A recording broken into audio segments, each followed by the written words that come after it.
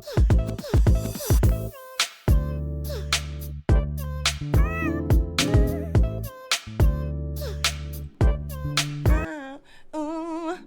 my gosh, wait, we just had a thing happen. Yeah. Baby, thank you for gifting a sub to Bingo. Off already. The Glizzy Clobbler. Welcome in, everybody. Holy shit. There's some peeps that are here already, which is awesome. Hi, Jiggy. Hi, Bean. Hi, Bingo. Hi, Pickle. Hi, Waba. Let's see. Hi, Stream Elements. Hi, Saribot. Hi, Potatum. Oh, I'm full. And I'm going to have to tell you about it now, because this is the part where I usually tell you what I'm full of. But lurkers, listeners, now and later, I hope you're having a beautiful time zone, wherever thou may art. I art full of sirloin, garden salad with house-made ranch, and corn. Hold your applause. Hold your applause. Yeah, tonight was our night to be like, you want a steak? It's been a while since we've gotten a nice little steak dinner. And our local steak joint was running a little promotion. So we partook. And I had 2 humongous dinner rolls with it. And I'm very full. What else is new? Oh, man. If I don't say, oh, man, right away, then am I even streaming right now? Okay, there's something that I need to fix that I noticed was fucked up last stream. And it really bothered me. And I don't think that I can fix it. I think it's a layout thing within Canva. I can't fix it in OBS. But over here, my buildings are like peeking through my overlay a little bit because I had to stretch it out because my start menu was peeking from under bottom of it here. And I'm way too autistic for that, quite frankly. So I just forgot to adjust all that shit. So just pretend you're in a 3D world made of various shades of purple pixels. That's where I like to, hang. But yeah. Oh. It's been a week. And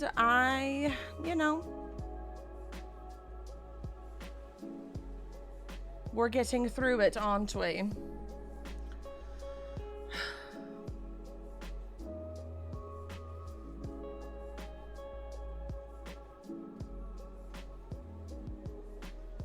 I forgot what I was going to say. Also, I'm a little stoned. What else is new, right? I guess I can point out that I'm wearing a hat on stream for the first time ever. And if it makes it easier to see my face if I do it back a little like that, even though it feels weird, it looks better on camera. Showbiz. But this is my Neurospicy Vintage Wash dad hat. And it's got the little pixel fire flame right there. Available in full colors. There, thank you for dropping the merch link, Pickle. And it's also my pinned tweet. My pinned chat comment. It goes straight to the Neurospicy collection. And if you become a member of the Curly Fry Club, I have tweaked the name a little bit. You all are helpful curly fries, and I love you very much. But now it's more so... It's more so the Curly Fry Club now. So let me put that in here. Curly Fry Club. And if you're subby wubby to the channel, it's only 85 cents per month. But otherwise, it's $1 per month. Or if you want to pay annual, I think it's like $9.60 or something. And not only do you get 10% off all of my merch shit, you also get member exclusive merch that I have been working on for the past 3 days. Yes. Thank you. Thank you. Thank you so much, America. But I'm going to pull it up for y'all right now just to show you because I think it's really fucking cute. Should I have done this prior to hitting live? Don't answer that because I know the answer. It's not no. You know? But if you go to potatum.com/pages/curlyfryclub, you will go here. And let me fix it too. Here. Only $1 a month or 85 cents if you are subby wubbied on Twitch. And then you get, look, it says I'm live right now. That never gets old. I think that's so fucking cute. 10% off the whole shop and this merch, y'all. It's so cute. Curly Fry Club. I mean, I need this. I really do need this. Fully, deeply, sincerely, truly. We've got hats and mugs and shit. We've got hoodies with the heavenly curly fries on the front. Close to your heart. And then on the back, that's a big ol' proclamation of your clubness in the Curly Fry Club.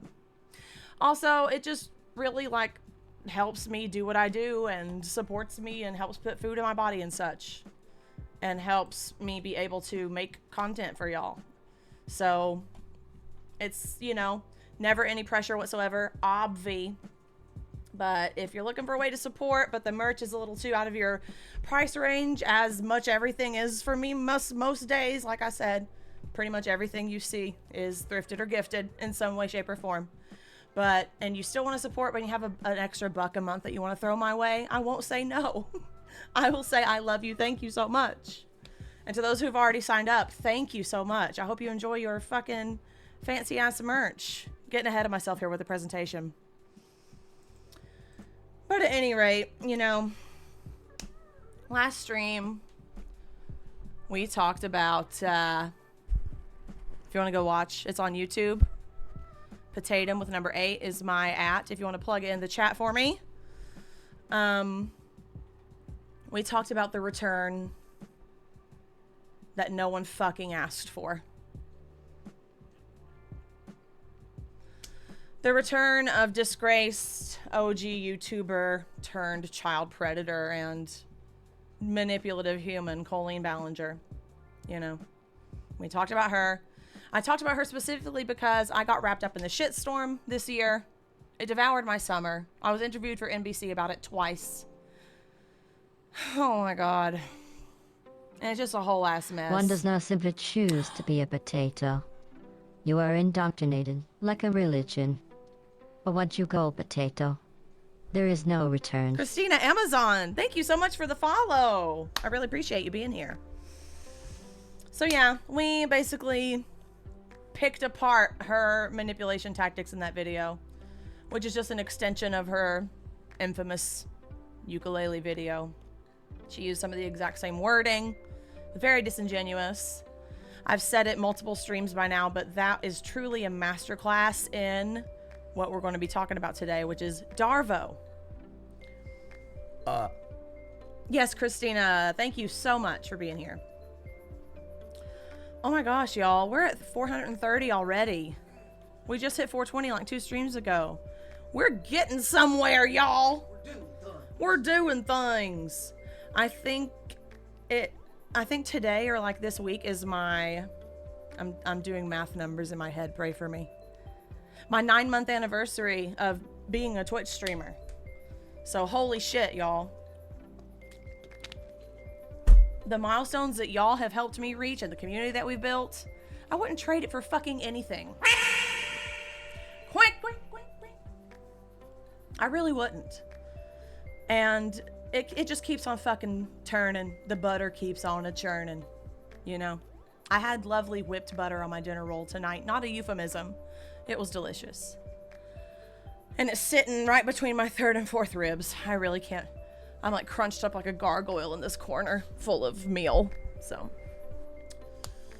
So we talked about DARVO a lot. I touched on it in last stream, but it's so nuanced and it can happen in so many different places and like interpersonal relationships, and it can even happen on an institutional level, and I'll fucking cover that. Is it a potato stream if we don't get capitalism involved? You know what you signed up for by being here. And if you didn't, I'm sorry. But this is the reality of it, okay? But, B4S, oh my goodness, hi! I remember your tweet from the other day that you were hoping to be able to catch a live, and I'm so glad. I'm so glad you're here. Let's fucking go. My money don't jiggle jiggle, it folds. I like to see you wiggle wiggle, for sure. That was just for you. But having mentioned DARVO a bunch at this point. What the fuck is going on in here on this day? I'm about to tell you, Miss Edwards. Clam your tits, all right? DARVO is something that if you haven't experienced firsthand, you probably will recognize that there have been people in your life who employ this tactic in various ways, in various capacities. Looking back on my life, you know, being a late discovered neurodivergent, people pleaser, codependent, CPTSD, human doormat, I can definitely look back and see the patterns that existed throughout my upbringing, throughout my friendships, my partnerships. And of course, like, part of me wants to go back and just be able to tell myself that this is what's happening to you and this is what you need to look out for. But obviously, I'm fresh out of time machines. Hi, Nova.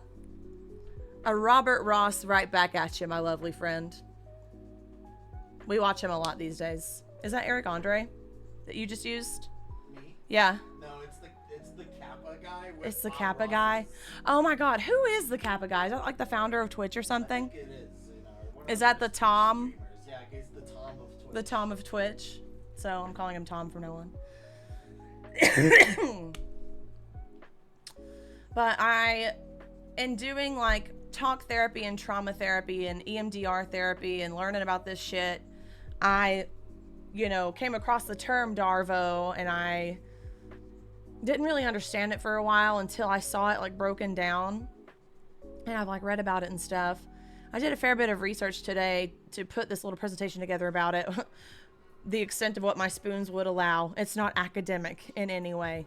And I cited my sources at the end because I copied and pasted a lot of stuff.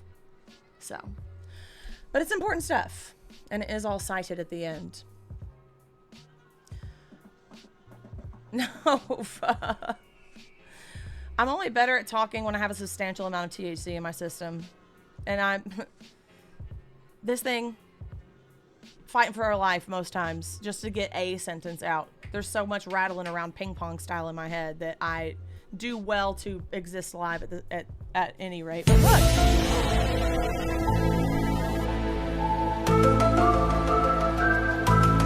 He's sliding. Oh, hi Nugget. Oh my gainies. Mr. Dance to your intro song. Purr now.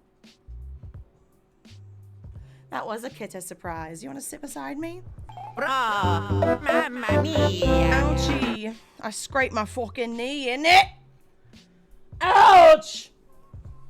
It's okay, he's worth it. I don't fucking care. Okay, listen.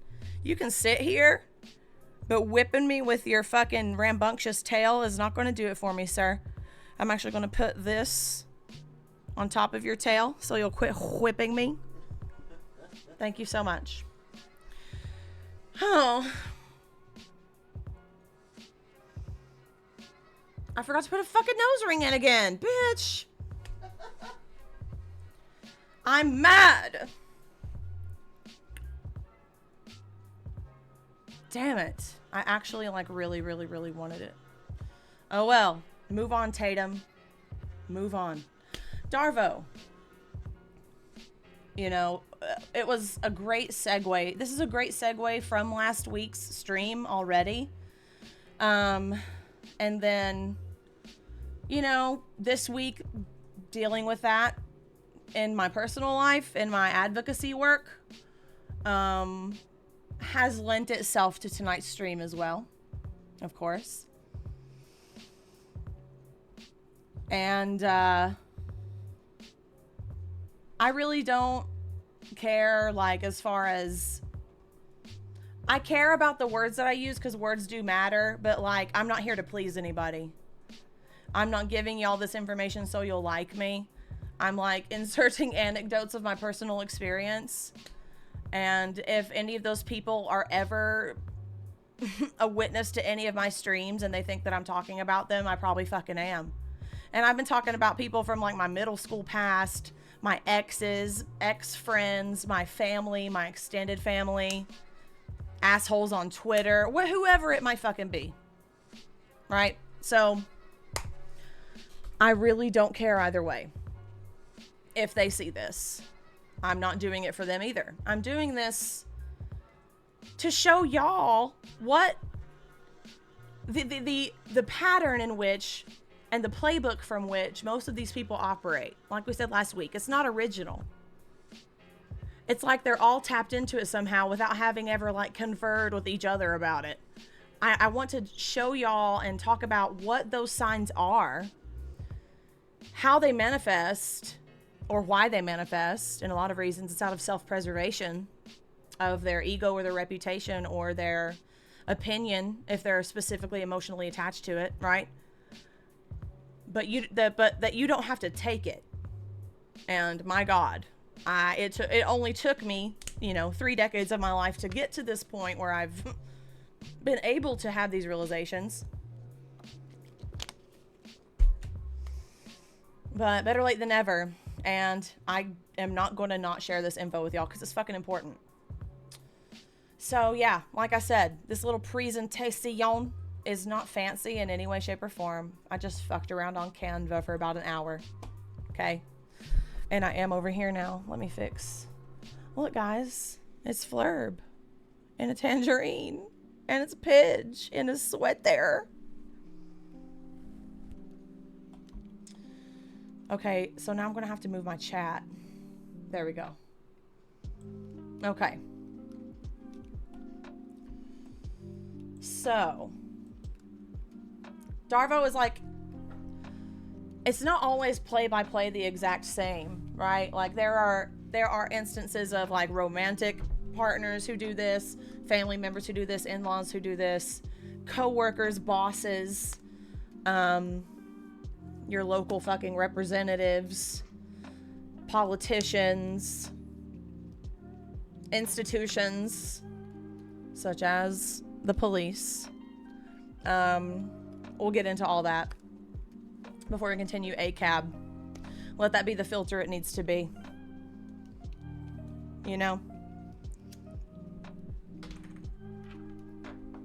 It's legal in my state, therefore it's legal on my stream. Do not come for me. Do not come for me. Hi, Crystal. Thank you so much for being here. My chat is all the way over here now, so. That's good. I mean, kind of. I have to kind of go like this, but then, well, you can't really see the little pixel fire on the side of me head. No. There. Boop. Now you can kind of see it. Boop. Okay. Let's go fucking get into this, shall we? So, how to recognize what DARVO is, recognize that you're being manipulated, recognize the gaslighting that comes into play at various points of this. And there's no set, like, formula for this, but once you recognize the signs and someone who you know for a fact is acting in bad faith, it's kind of a bell that can't be unrung. And the more you are able to recognize it, the better you're able to remind yourself not to react in the way that they're trying to get you to react. In a lot of my old relationships, it was like a death by 1,000 cuts. It was a lot of like pushing buttons and provoking me, and like a 1% damage here, 1% damage there, 5% damage, 3% damage, until I'm empty, until I'm out of HP. And then I try to talk to them about it, and then it's glistening wind chime, DARVO o'clock. So let's just fucking get into this. Okay. What even is it? I didn't realize how actually new it was. It was like a coined term established in '97 by Jennifer J. Fried, one of those, from the University of Oregon. And it's used to identify this specific type of reaction from either an individual or an institution that's accused of wrongdoing. And it is an acronym. And these are the different sort of like steps. They can occur in different order. They can occur simultaneously. But if like all of these or most of these are present, you're likely dealing with DARVO in some way, shape, or fucking form. D for deny, and we'll go into all of these at length. A for attack, and RVO for the final chunk, reverse victim and offender. And if it doesn't make sense yet, it will. So the scenario is someone says something, or you confront someone about something that they did wrong. And that can be literally fucking anything. It can be, you know, them taking advantage of you, them violating a boundary, to a lot more egregious shit, right? I'm sure you can think of endless examples, and I'm thinking of some even just like talking about this, thinking of real life examples. But when someone is usually confronted with something that they need to, and they are expected to own up to and take accountability for some people, they truly cannot fathom that. And they will, at almost any cost, do what it takes to preserve themselves, to preserve their ego, to preserve their reputation, to preserve their viewpoint, their perspective, to preserve their own status quo so they don't have to potentially change the way that they operate through life or function within interpersonal relationships or learn or grow as a human being, you know? Something we should at the very least be open to doing. Hot take. So you're in that situation, you confront someone expecting them to take accountability about a thing. I'm going to be referring to Miss Ballinger a lot this evening, because it is what it is, and it's still fresh in our minds. All right. But in this situation, when this happens, someone, the DARVO person, the person using DARVO will adamantly deny that they are wrong or that they did something wrong, and they won't even acknowledge it at all. Like, they try to gloss over it in a lot of ways, and in a lot of ways they try to, they count on you not noticing or not saying something. And like in old relationships, whenever I would say something, that's when I would get pushed back. I was expected not to say something. I was expected to have infinite patience and infinitely high threshold and tolerance for fuckery and getting fucked over and being a doormat and putting myself dead last. And for a long ass time, I did. I went along to get along because truly in my day-to-day, I had no other choice. Whether that be due to who I lived with, or who I was surrounded by, where I worked, my friend, you know, whatever my environment. And I'm not putting that off on my environment. I'm not saying that I could have, I'm not saying that there's no way I'm completely blameless. Like, it's not that I'm not blameless. I was operating from a very codependent, sort of whipped into shape space. And people who love to employ this can sniff that out. Like I said a couple of streams ago, I keep wanting to call this a podcast. I don't know. If I say podcast, I mean stream. I don't have a podcast yet.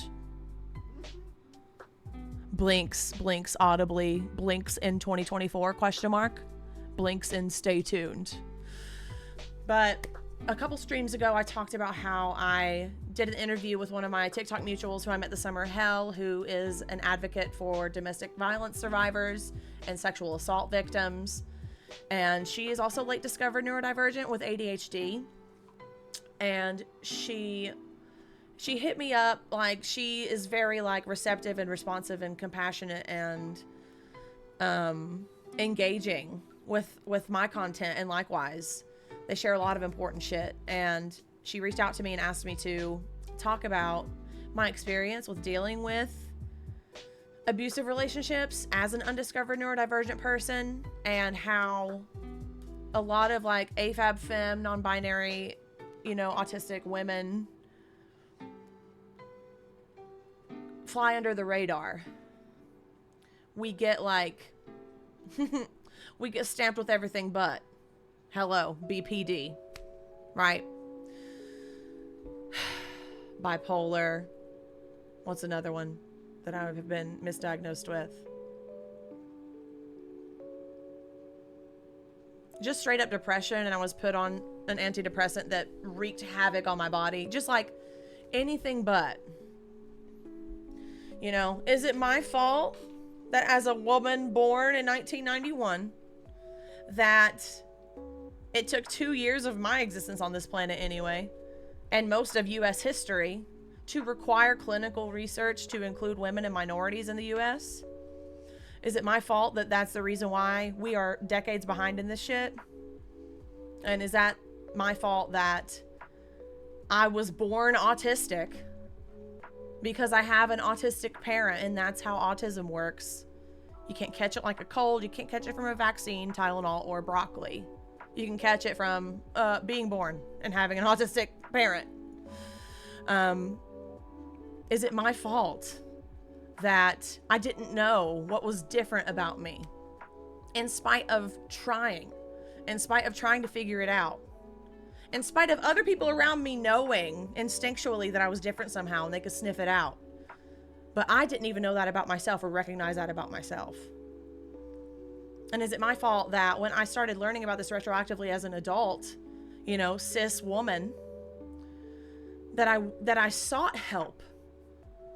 And it took such a Olympic level rigmarole, Rick Moranis style hoop obstacle course rat maze for me to be diagnosed with ADHD in the first place.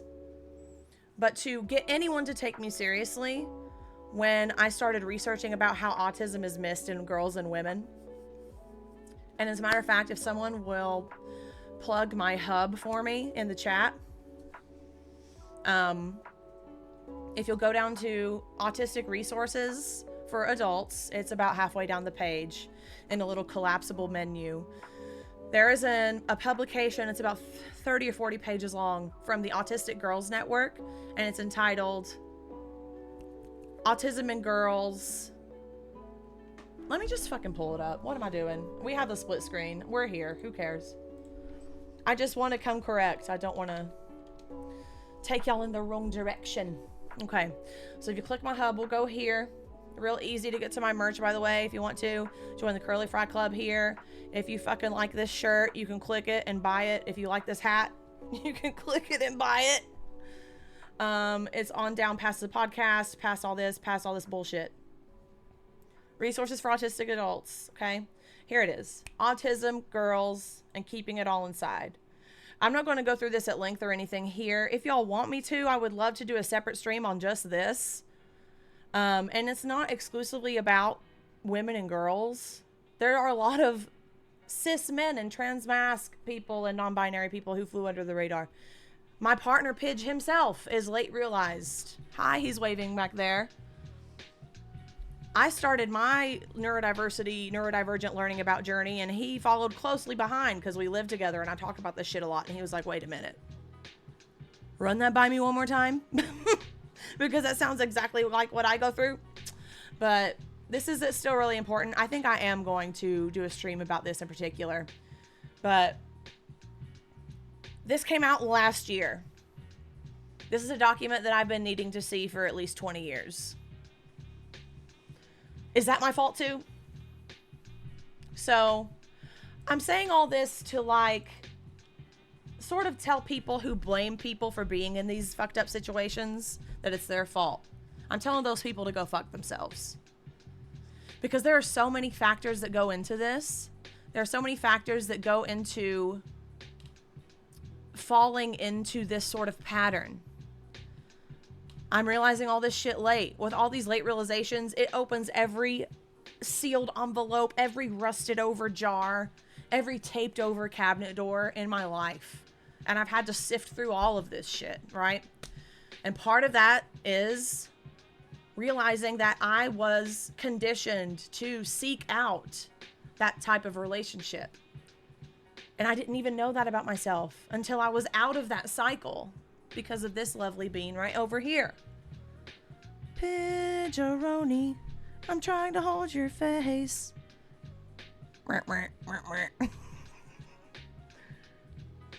Pick a winner. It you. But he broke the pattern for me. He broke the mold, and he showed me that healthy love actually exists and that I had never experienced it in my life before in any fucking way, shape, or form. Every form of love I have ever experienced has been varying degrees of toxic. Even like the benign ones have had various levels of toxicity in them just based on the pattern that I was seeking out subconsciously. And just because something's familiar to you doesn't mean it's what's best for you. Right? We talk about all of this shit so much, y'all. When I tell you it's all connected, you're like, we know, Tatum, because you say that all the time too. Well, it's true, okay? Be nice to me. It is all connected, damn it. So that's why it's connected faster than I can get it out with my one potato mouth. So bear the fuck with me. But I went past the slide, but I want to continue with the previous one that we were on.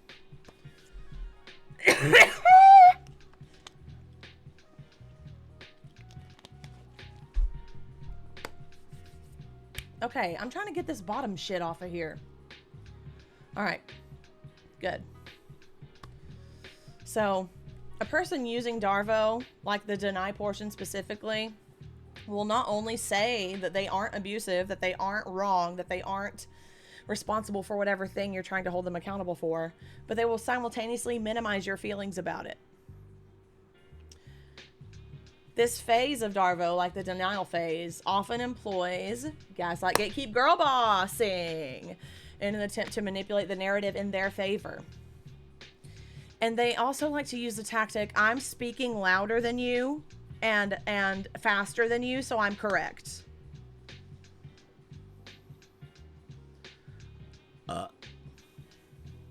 And nothing zaps my spoons out of my hand faster than that. I saw a quick example of this scrolling through Twitter the other day where someone was debating, fucking arguing, sea lioning in the comments with someone. And they were pulling up, receipts to prove that they're not just talking out of their ass. And this person's like, wow, you think you're smarter than me because you know how to use Google? To give me more information, that's not good enough. Moving the goalpost about the thing, right? So this person was like, honestly, we've been going at this for like 5 or 6 times. Like, I don't have the spoons to participate in this anymore. And they said that, like, I don't have the spoons for this, essentially. And then the goalpost mover said, I knew you'd say that. Cool, whoever. Thanks for proving your point that your goal of having this conversation isn't to actually progress or come to a compromise or hear the other person's perspective or even prove your point. Your point is to wear them down. Wear them out. Exhaust them. Because if they give up, because it's like talking to a brick wall at night with your eyes closed, then they think that that's a win. And that couldn't be further from the fucking truth. Couldn't be further from the fucking truth. Hi, Mista. Oh, he's going to curl over and go to sleep. Sleepy boy. Did you get some poods? Him got some poods. Okay. Here are just like 7 out of millions of examples of gaslight, gatekeep, girl bossing, denying, dismissing, deflecting, minimalizing. I keep saying that. Minimizing language. And it varies. You can fucking copy paste it in many scenarios in some of your own lives, I'm sure. I didn't do that. That's not a big deal. Oh, that's all in your head. That's a classic. Like, as essentially you're making it up. Essentially your reality is not real. It's one thing to tell a person that their reality is not the only version of reality that exists. But you can do that in a way that doesn't minimize their reality and invalidate their reality. You know what I mean? Like, it's almost like both things can be true. You know? It's almost like humanity is infinitely complex and nuanced. And so are interpersonal relationships. And so is truth at large. Two things can exist simultaneously. Hot fucking take. Let's see. The classic, oh, that never happened, even though you have receipts to prove it, but this person has already worn you down and you've run out of spoons. But you know that if you provide receipts, then they'll move on to the attack, reverse victim and offender, and say, why are you attacking me? These people are so painfully predictable. It hurts. Then the classic, I'm sorry you feel that way. Oh, that one just cursed heat through my veins, dude. That one is probably one of the most common ones. So many real life examples through the fucking years. That's not the apology you think it is, sweetheart. Okay? It's essentially like, I'm sorry that you don't believe the bullshit I'm trying to feed you right now. I'm sorry that I couldn't impose my will on you in this way. I'm sorry that you couldn't accept the fact that I'm violating your boundaries or that I'm taking advantage of you in some way. Like, and then the classic goes sort of hand in hand with that sometimes. You don't know what you're talking about. Another way to invalidate that person's view, to invalidate that person's experience that they're drawing from, to invalidate that person's intelligence, experience, like I said, viewpoint, perspective. And then if you actually have, like, if you try to talk to them, like, no, these are specific instances where this happens, or this is something that happens a lot. It's a recurring pattern that I'm trying to bring up to you in whatever way. Well, this rarely even happens. Like, why do you care so much? Again, with the minimizing language. Let me catch up on the chat real quick. Y'all got some good ones. Working in an office is just DARVO in practice. No, literally. And it's all of fucking keeping up with the Joneses game. It's like everyone's fucking playing pretend, and it drives me out the door, never to return to another shift. I'm sorry you feel that way sends me into a rage. Same. Bingo's gaming. Same. I'm just going to call you Bingo for short. Like B-E-A-N-G-O. Just for sake of ease. And I hope that's okay. If it's not, please let me know. Let's see. Oh, yeah. I'm sorry if I made you feel that way. That was a shitty tongue pop. But the point remains. If someone comes to you and says, hey, when you did this thing, it made me feel this way. And your response is, I'm sorry if I made you feel that way. It's almost like you weren't fucking listening. It's almost like you didn't hear what I just said. It's almost like you're refusing to accept that you did something wrong. It's almost like you don't want to take accountability for whatever fucking reason. So you wedge that little word in there, that little 2-letter word that you think serves as a loophole, but that people who recognize this shit know that that's not an apology. If someone specifically comes to you and says, this is how you made me feel about this thing, or I don't like when you violated this boundary, or I don't like when you took advantage of this, or anything like that, and they say if, that means they weren't fucking listening to you. Of course, it's not an absolute. There are times where, you know, I can think of times where I might have done something that could potentially stress someone out around me, but they didn't really seem stressed and they didn't really say anything about it, but I still wanted to address that whatever I said or did in that moment can definitely cause stress in another person just by being around that. Like if I'm in overload or something, or if I can't words and I just resort to like short, loud answers because my brain is fuzzball TV static and I can't language. I understand that if a person doesn't really know what's happening, that can be kind of stressful and confusing. I say, hey, I realize that I was just overloaded I'm sorry if that stressed you out in any way. Like, I'm preemptively saying, like, if in fact you were stressed out by my actions, I'm very sorry. I don't know if you were because you haven't shared it with me yet. But instances like that, it's more acceptable to say something, just to use the word if. But like, if you're just repeating what they said and covering your own ass, that's not really helping anyone, is it? I would never say that, except you did. Except you did. That's a very common one too. People will be like, they will say that in response to you saying, hey, you said this shitty thing and it hurt my feelings, or that's, you know, really hateful, or that's bigoted, or that's dangerous, or anything like that. And then they snap back on One something. does not simply choose to be a potato. You are indoctrinated like a religion. But once you go potato, there is no return. Lol Highs 87. Thank you so much for the follow. I'm so glad you're here. Thank you, thank you, thank you. But you come to somebody with receipts or with past experience memory. You said this thing and it was wrong in some way, whatever. And they say, I wouldn't say that. Cool. Just another way to simultaneously invalidate your experience, and in certain really like prolonged cases, like with my exes, would count on that to like shift my fucking perception of reality. And when you're in a relationship that wears you down every day for years at a time,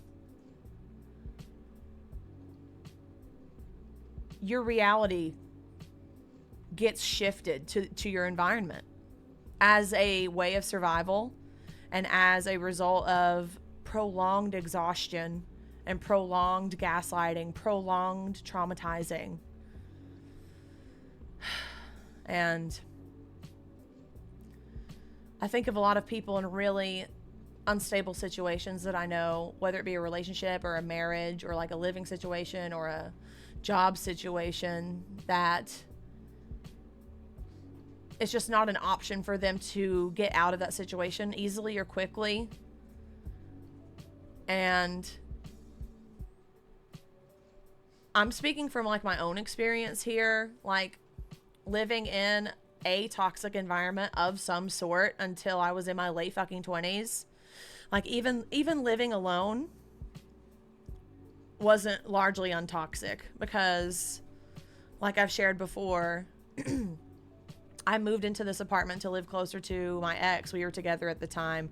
And I had moved to this town where he was like born and fucking raised and had all these friends and an entire life here.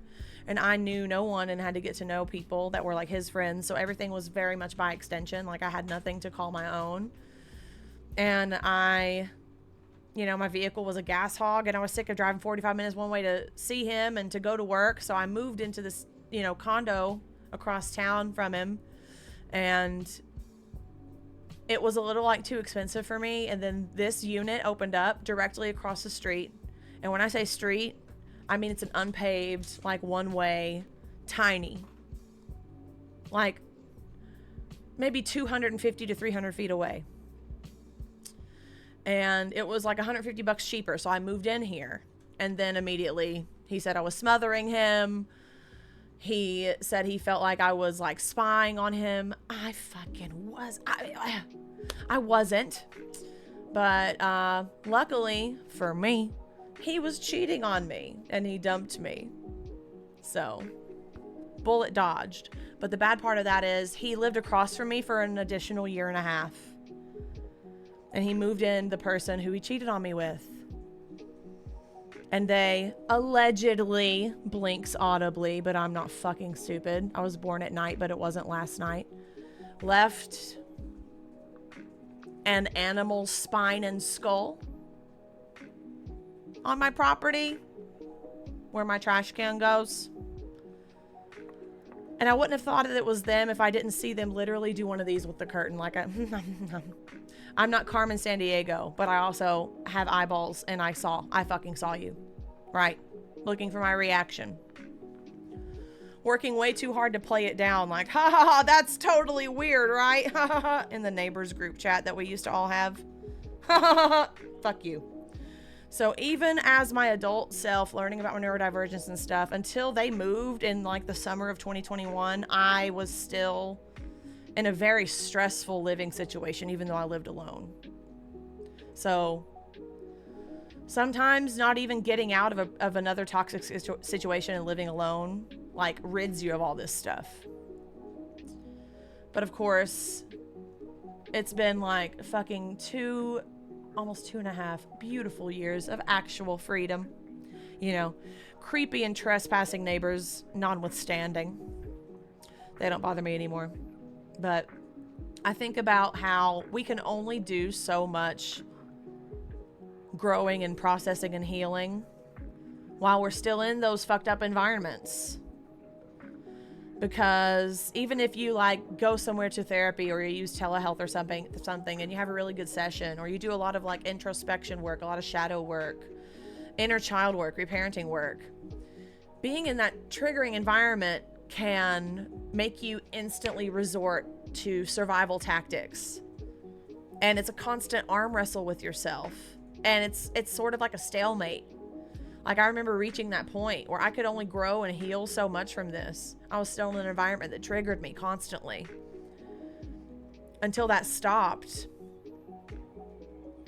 I couldn't get past a lot of this stuff. So when I share this stuff with y'all, I want you to be made aware of it. And later on, I'm going to share like certain solutions and like tips that they put in these articles that I used. But just know that I'm aware, and I know for y'all, a lot of you, even me, it's not that easy. It's a lot easier said than done. And I want you to know that I'm aware of that. Fully. Okay. Next. Wow. No. Okay. Attack. So this can happen again in any shape, swirly vortex of fuck, right? But once the denial portion is established, usually the accused, the person employing DARVO, goes on the offensive by doing everything in their power to attack the person who's bringing this up to them, the person who's accusing them of wrongdoing and expecting accountability. And one way they like to achieve this is by questioning the accused. Am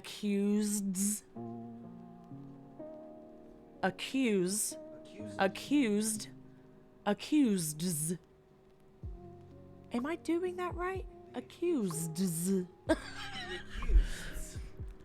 Today's word is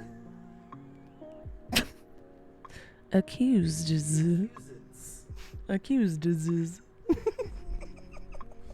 Break it up like an idiot, like I do. We're fucking moving on.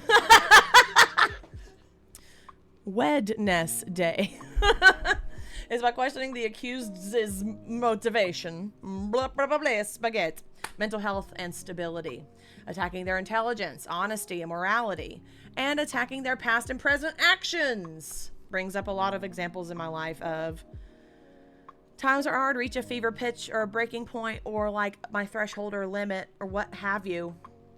Try to bring it up. And the person who I'm bringing it up to would proceed to be like, oh, okay. So if you want to talk about that first, we have to talk about 7 different instances from 2 months to 8 years ago that I've been waiting to just dump in your lap all of a sudden. And then all of a sudden they try to have you answering for shit that you're not even talking about right now. And you didn't know was a thing that bothered them even. And if you're a people pleaser or codependent person in any way, like I very much was and still am unlearning, when someone does that to me, like I'm speaking for like my older self, I'm bringing up something, I'm already conditioned to think that my feelings don't matter, my needs don't matter. What matters is keeping them happy and making sure they like me at the end of the day, right?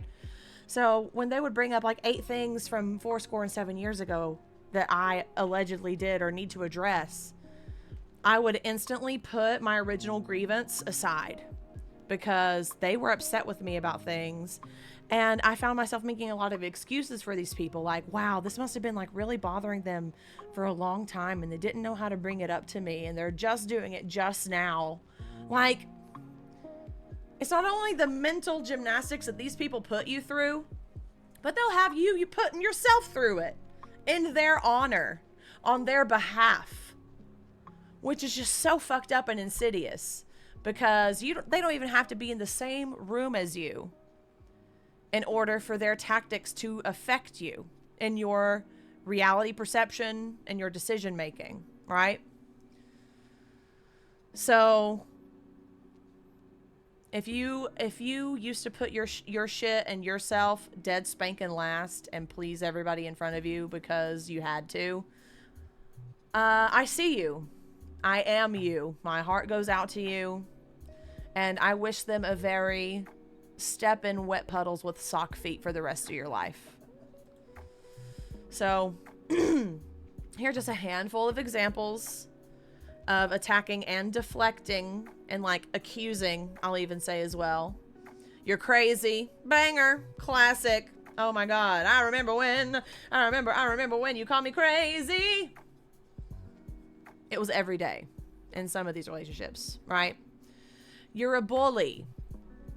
That one ties also into the next portion, like reversing victim and offender. We'll talk more about that.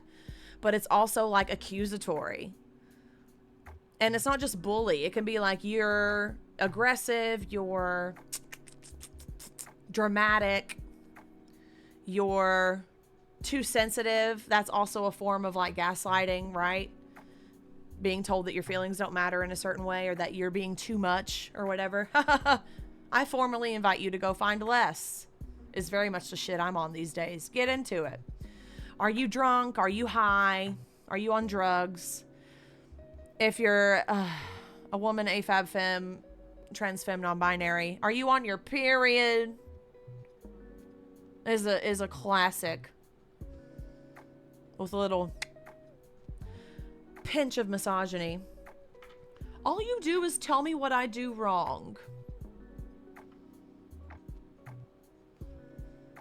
That one used to like get to me. That one was used a lot on me, like in previous relationships. I truly would try to bring something up or stand up for myself. And it got twisted into me being a villain and picking on that person for daring to bring this stuff up. Even though I was shitting, crying, and throwing up almost on a daily basis in some cases, right? Oh my God. This isn't as bad as that time when you insert irrelevant instance here, like what we just talked about, right? And suddenly you're answering for shit that you allegedly said in 2014 at Olive Garden one time. You know what I mean? Whew. My mouth is dry. I feel like this actually might be a good time for a BRB because I gotta take a little asthma puff as well and just not speak for a few minutes. So yeah, we're at the hour mark. Let's fucking do it. Stretch them, snack them, drink them, smoke them if you got them. We'll be right back. Hello. I'm back. Let's have a little snack. Yeah, let's take a little minute of a breather.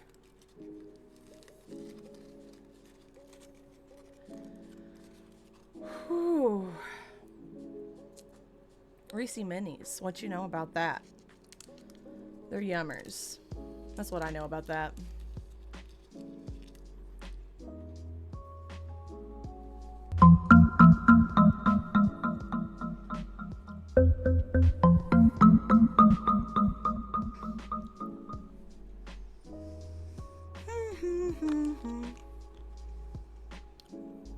How we feeling out there tonight? Yeah, I am not feeling good. All my clothes are dirty, so I'm smelling like a bag of shit. God, I love chocolate. Yeah, you're gonna have to get us some more.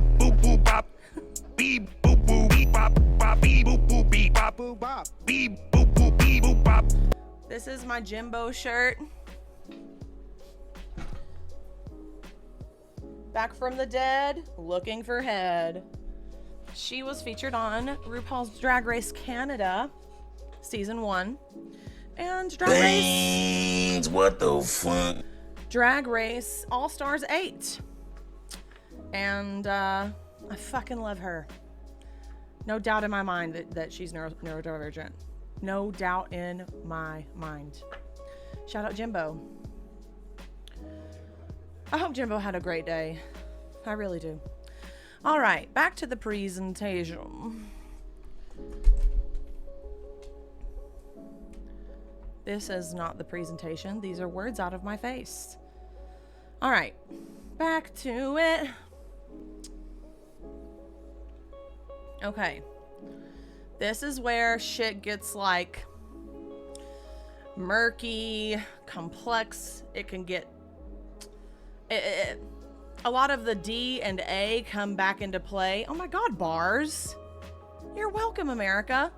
In this one, because it like all coalesces, it all like converges into a big monster of fuck, right?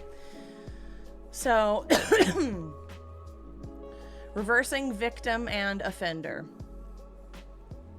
So this is where things get sneaky and subtle. Sneaky little snake.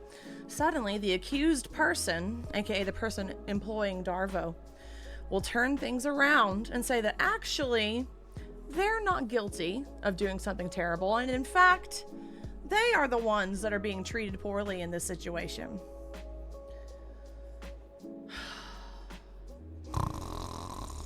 Find new material, right? In this stage, you might see someone introduce their own trauma as an excuse or a distraction tactic. That was a, how you say, number 1 hit in my previous relationship.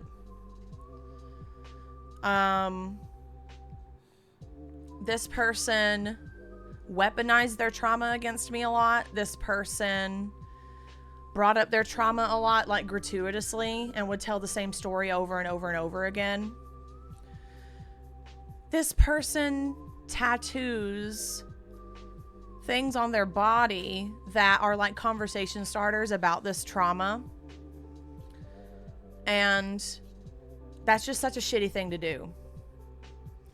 Like every time someone close to him passes away, he makes it a fixture of who he is. And I'm not saying that you shouldn't commemorate or memorialize or pay tribute to a lost loved one. That's not at all what I'm fucking saying. But what I am saying is that people like this use their trauma egregiously. They use it. Instead of like process it and heal from it, they weaponize it and utilize it as a shield, as a loophole, as a scapegoat. And while trauma can explain a lot of a person's motivation for having these viewpoints and having these perspectives and having these patterns of behavior, that doesn't make it like acceptable to be that way. Bitch, we all got shit. You know? We all got shit. And using that to justify being a shitbag to other people is not the move. It's not the move. Rethink your choices. Here's an example that I found. They'll respond to accusations of racism, for example, with a story about how they faced gender discrimination when they were younger. You know, something that has absolutely nothing to fucking do with what we're talking about. Or they might focus their statement on how they feel bullied by the accusations. So those reading feel that the person who has been called out is actually the victim facing online abuse, rather than being challenged on their actions. God, I wish I could blink audibly. I really do. The accused...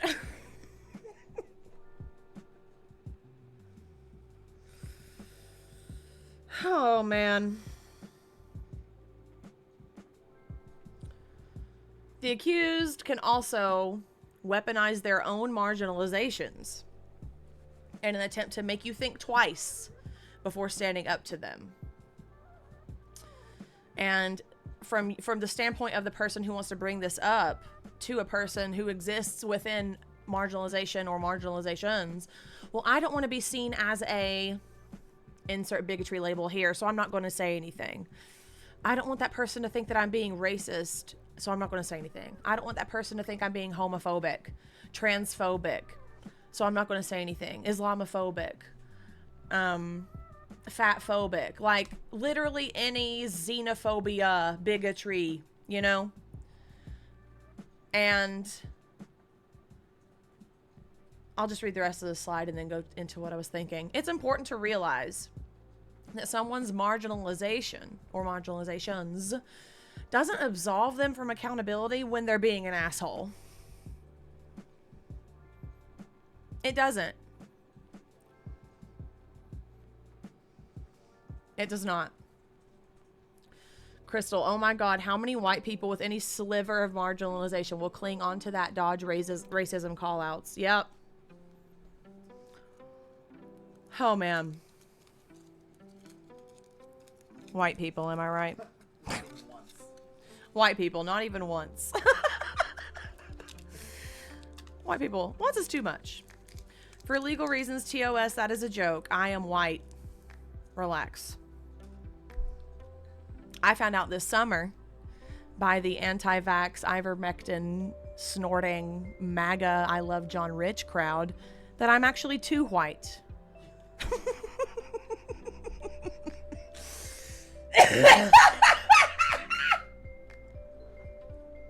Which I didn't know was possible. But I'm well aware. I glow in the dark, okay? That's because I'm a cryptid.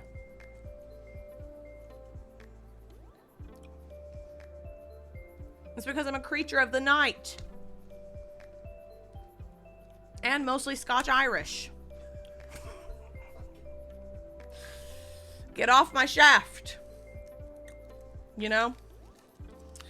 So yeah, when John Rich told me I needed to go outside and get some sun and eat some steak in the open sunshine, Don't get sick, have a steak. I just knew that I had to make fun of his ugly, bedazzled Dave and Oakley's that he won at Dave and Buster's. And I will tell you this. I never got an apology from that ugly motherfucker. Ugly inside and out. You can Google it for yourself. But because I made fun of his glasses in that picture, he changed his profile picture.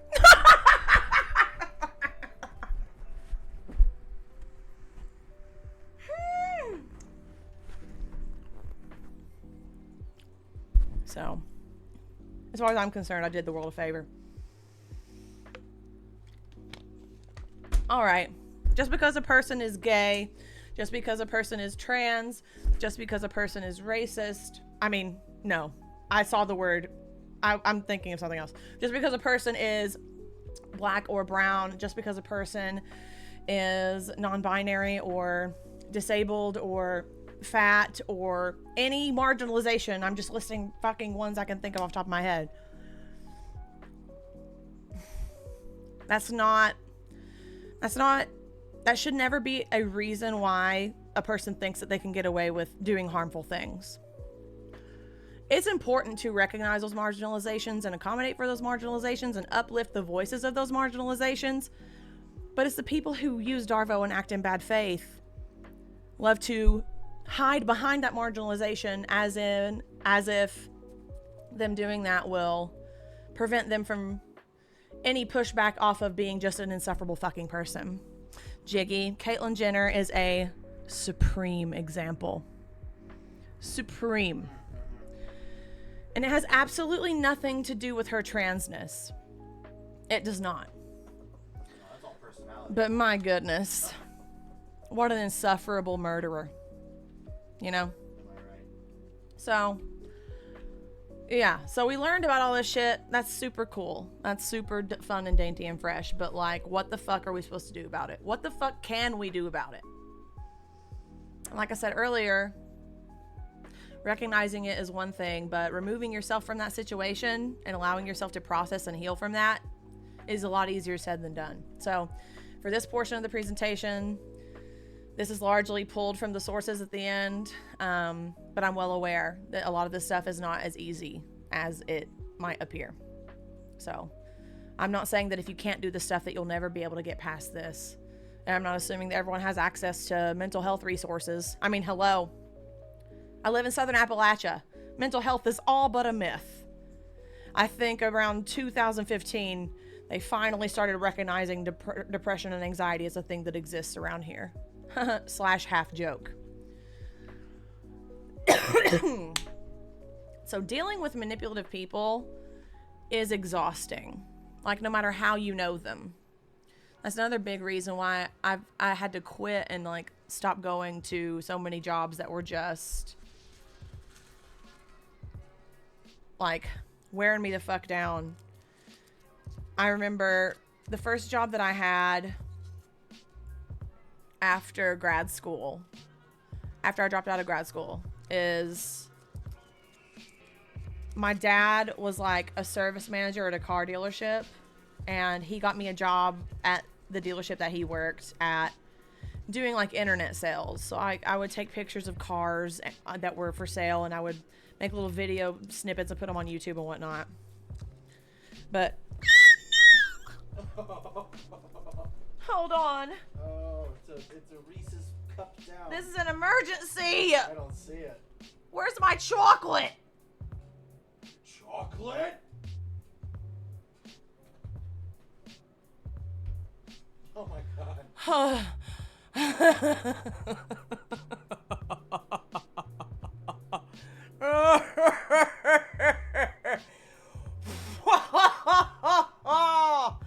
Five-minute rule, bitch. Turn off. My hand's too small for my phone. 5-minute rule? 5-minute rule. Bean said it first. Not in this stream. It was in one of your it was in one of your streams. I'm covered in melted chocolate and got cat hair in my mouth, and my fucking headphones are on my face.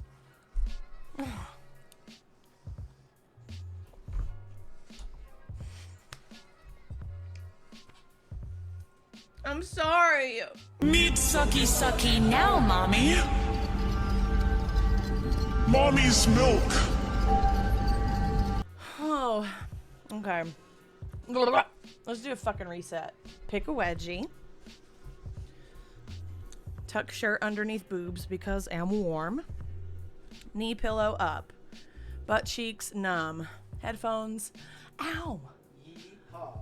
My fish bone's attached to me hair. Okay. Figure it out, bitch.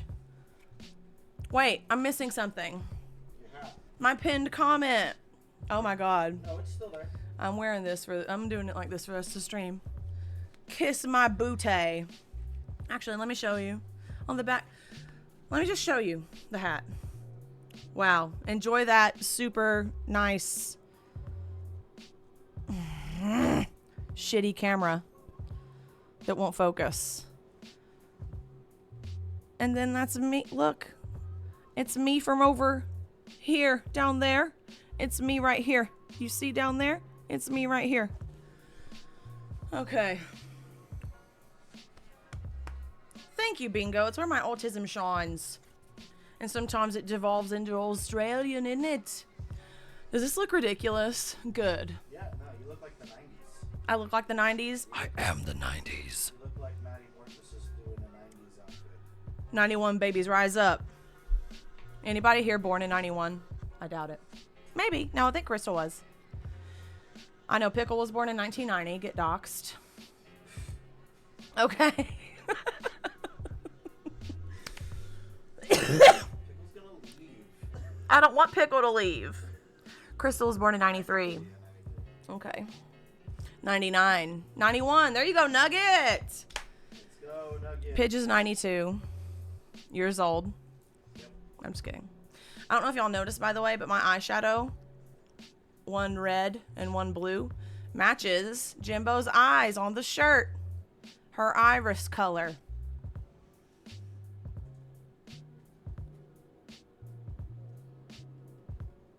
Does this look like I have like the world's most awesome mustache? Yeah. You look like you're one of the dwarves from the Lord of the Rings. Why do y'all watch me? What is happening in this place right now? What the fuck is going on in here on this day? Dealing with myself is exhausting. But so is dealing with manipulative people.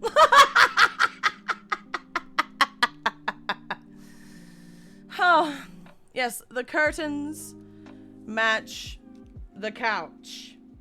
Have a seat. Wherever you would like in the room. We have chairs and recliners. Do not sit on my face. I need to breathe. I have asthma. Dealing with manipulative people is exhausting, regardless of their role in your life.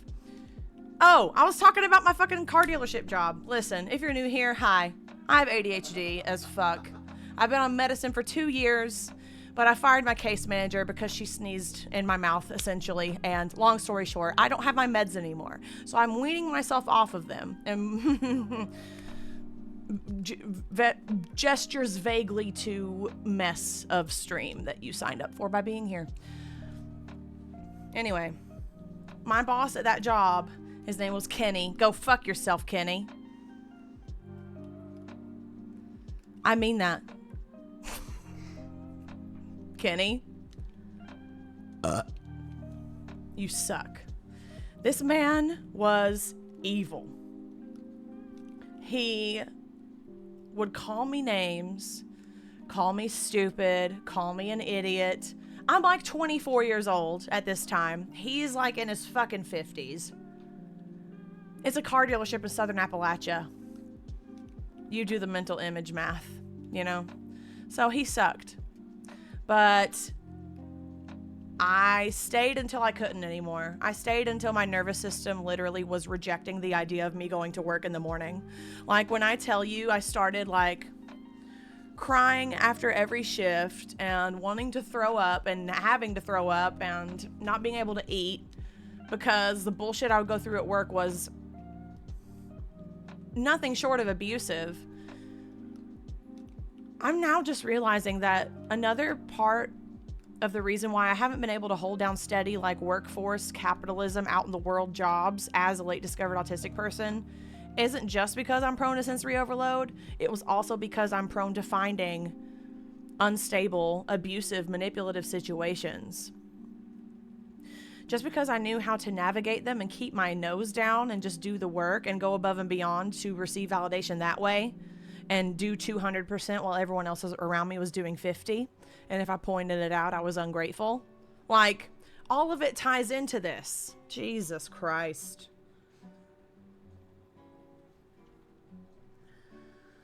Okay. Listen. I'm having my own moments of like whoosh realizations, like reverse Ratatouille style, so bear with me.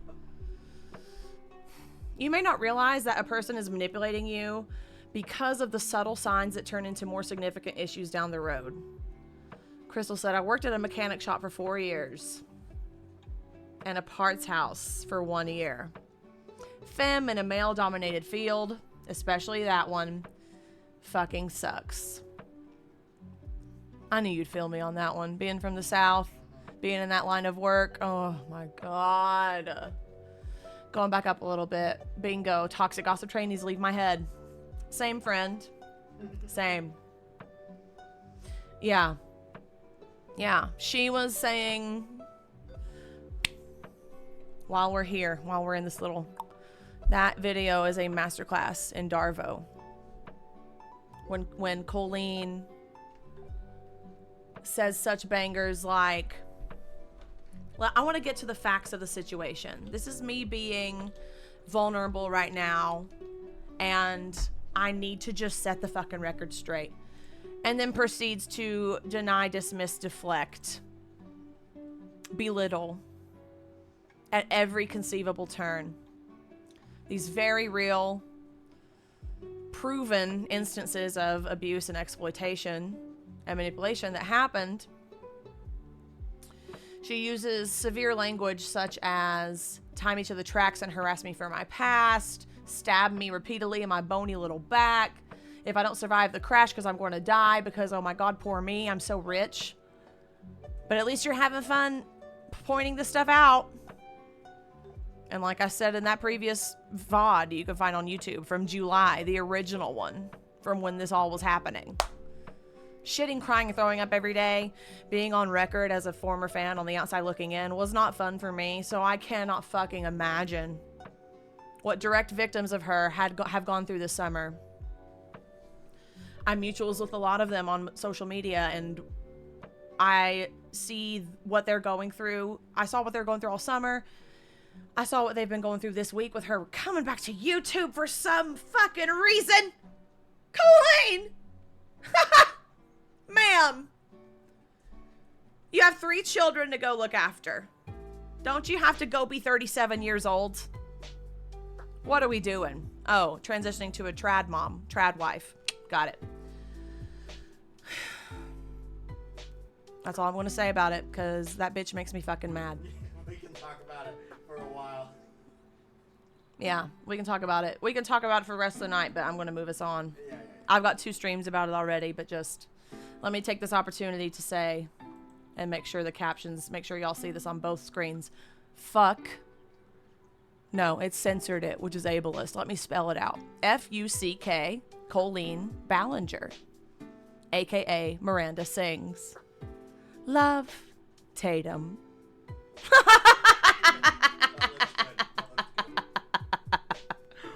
All right.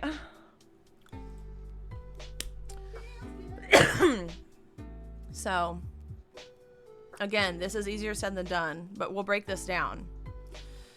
Learn to trust your gut when you're confronted with manipulative behavior. Oh, she turned 37 yesterday, friend. So, is even closer to 40 than she wants you to think. Not that there's nothing wrong with being 40. It's that she tries on baby clothes and puts them on the internet. That's what we're dealing with here. Hi, Scuba Duck. Welcome in. I'm so glad you're here. So, hopefully going over this stuff tonight has helped you hopefully like plant a couple of seeds in your mind that you know what you're like, you know what you're seeing. If someone is constantly on your ass about something, constantly stepping over your boundaries, constantly taking advantage of you, constantly posting shit takes on Twitter, just random instance I thought of just now, and are causing harm to yourself or harm to other people, you have a right to confront that as you see fit. And if they start coming at you with D, A, R, V, and O, being able to recognize that for what it is will help you realize what you need to do going forward instead of giving them what they want, which is engagement so that they can use that as fodder against you to paint themselves as the victim. But you can empathize with the other person and their perspective and why they operate out of this place without engaging in, I copied and pasted this. It says harmful behavior. I'll say unproductive behavior, such as arguing, which may encourage them, because I don't think arguing is potentially harmful. I think the word arguing and argument has a negative connotation to it for a lot of valid reasons. But I'm autistic as fuck, okay? I don't care about being right. I cared about being right for a really long time in my life, but that has more so shifted into caring about the truth of the situation. And if that means that I'm wrong, then I will adapt my viewpoint accordingly. And I'm willing to take in new knowledge and revise my view as needed, right?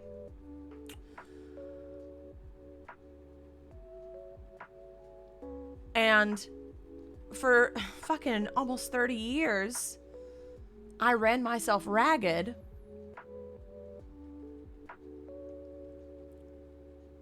so that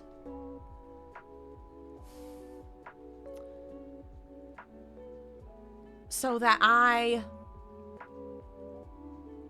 went against my own instinct. I'm just really trying to find words here. The beauty of being live, right? I went against my own instincts and my own needs and my own inner voice in my head that didn't want to do something.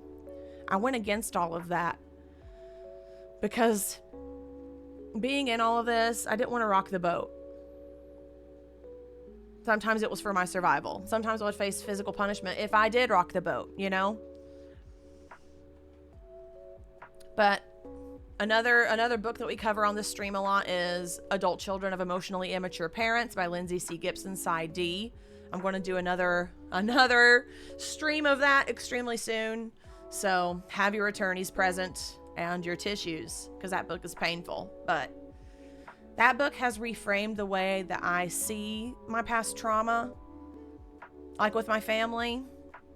And also coming from the retroactive lens that one of my parents is also autistic for sure. I don't know about the other one, but one for sure is. And that has helped me gain a perspective of why they behaved that way. But that doesn't make it okay.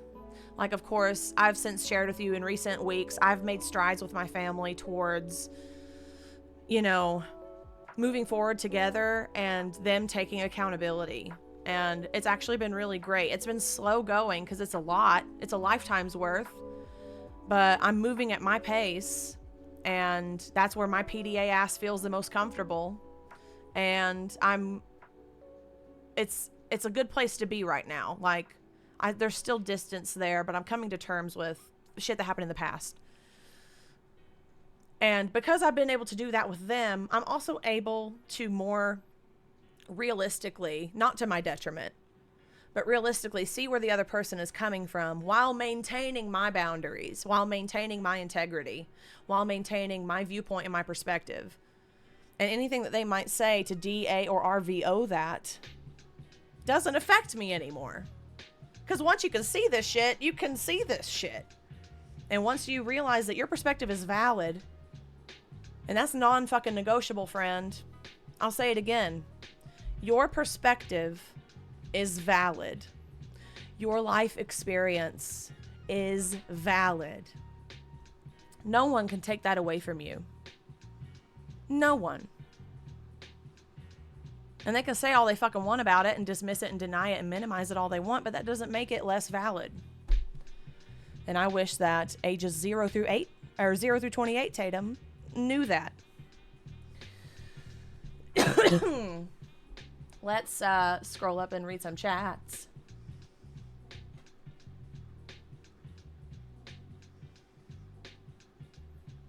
Yes, bingo. I saw that she posted the childhood cancer fundraiser up. Colleen Ballinger does a fundraiser every year, except she, you know, the money goes to her first. It doesn't go straight to these organizations.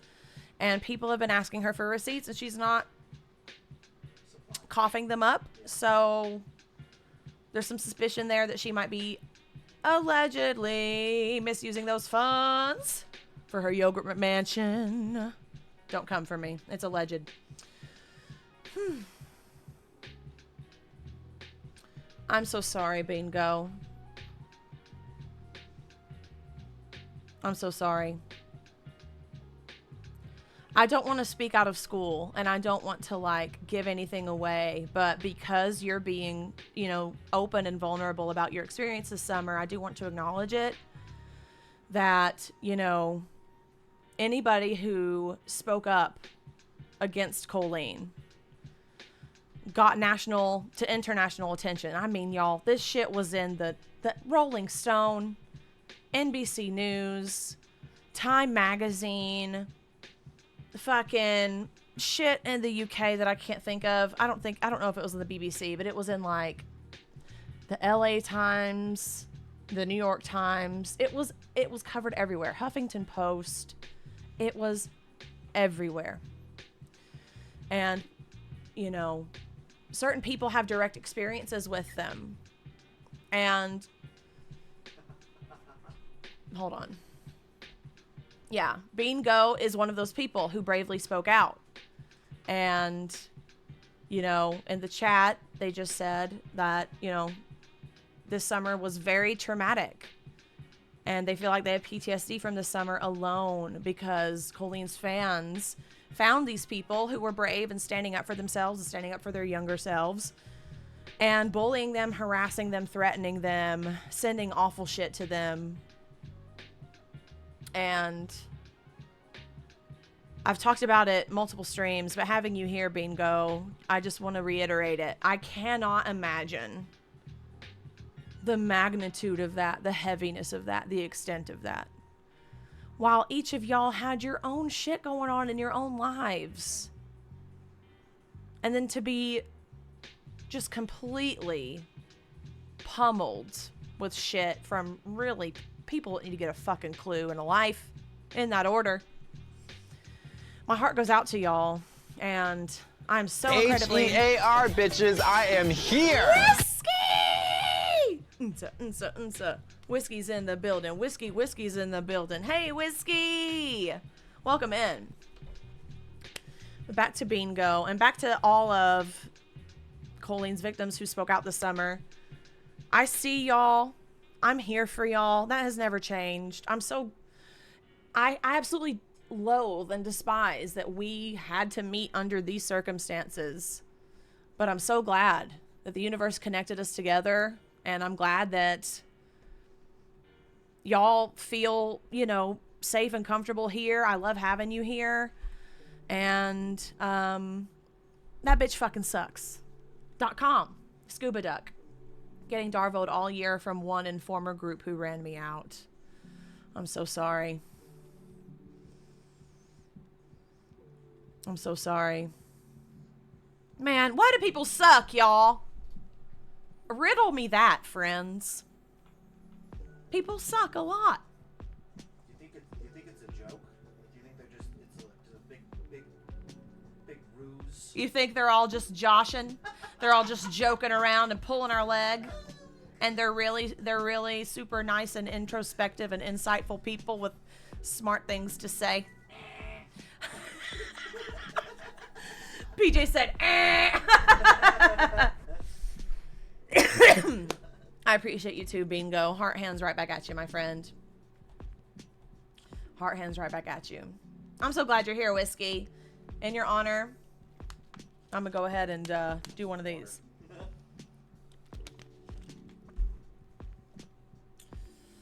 Oh, man. Okay. So, how the fuck can we combat this in any way? Well, partly you're doing it right now. Of course, I'm not a teacher, I'm not a psychologist, I'm not a therapist or a counselor. I'm just a loud bitch with a microphone that talks about shit that rattles around in my brain. Literally. But I put together this little presentation in hopes to present this to y'all in a digestible format. Of course, you're more than welcome. I'll put the links up at the end of the sources I used for today to look into this for yourself. This is very much a crash course, but educate yourselves on what DARVO is, how it can be used against you in multitudes of fucking ways. I know, Whiskey does have that Pavlov on me. Ring-a-ding-ding. She keep that bell on her at all times. Know what signs to look for. When you understand the pattern that DARVO abusers tend to use, you can see it coming. Because like I said at the top, like I said last stream, these people are not original.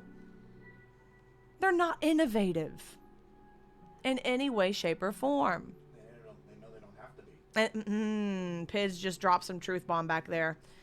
He said they know they don't have to be. Damn. They know they don't have to be original until they come across someone who can sniff that out, who recognizes abuse because has been abused all their life, and who refuses to see it stand,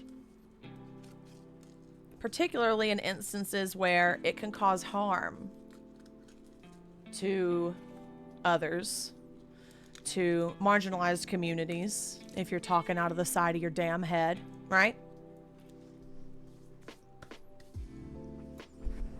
And when certain spicy potatoes come along and call that out,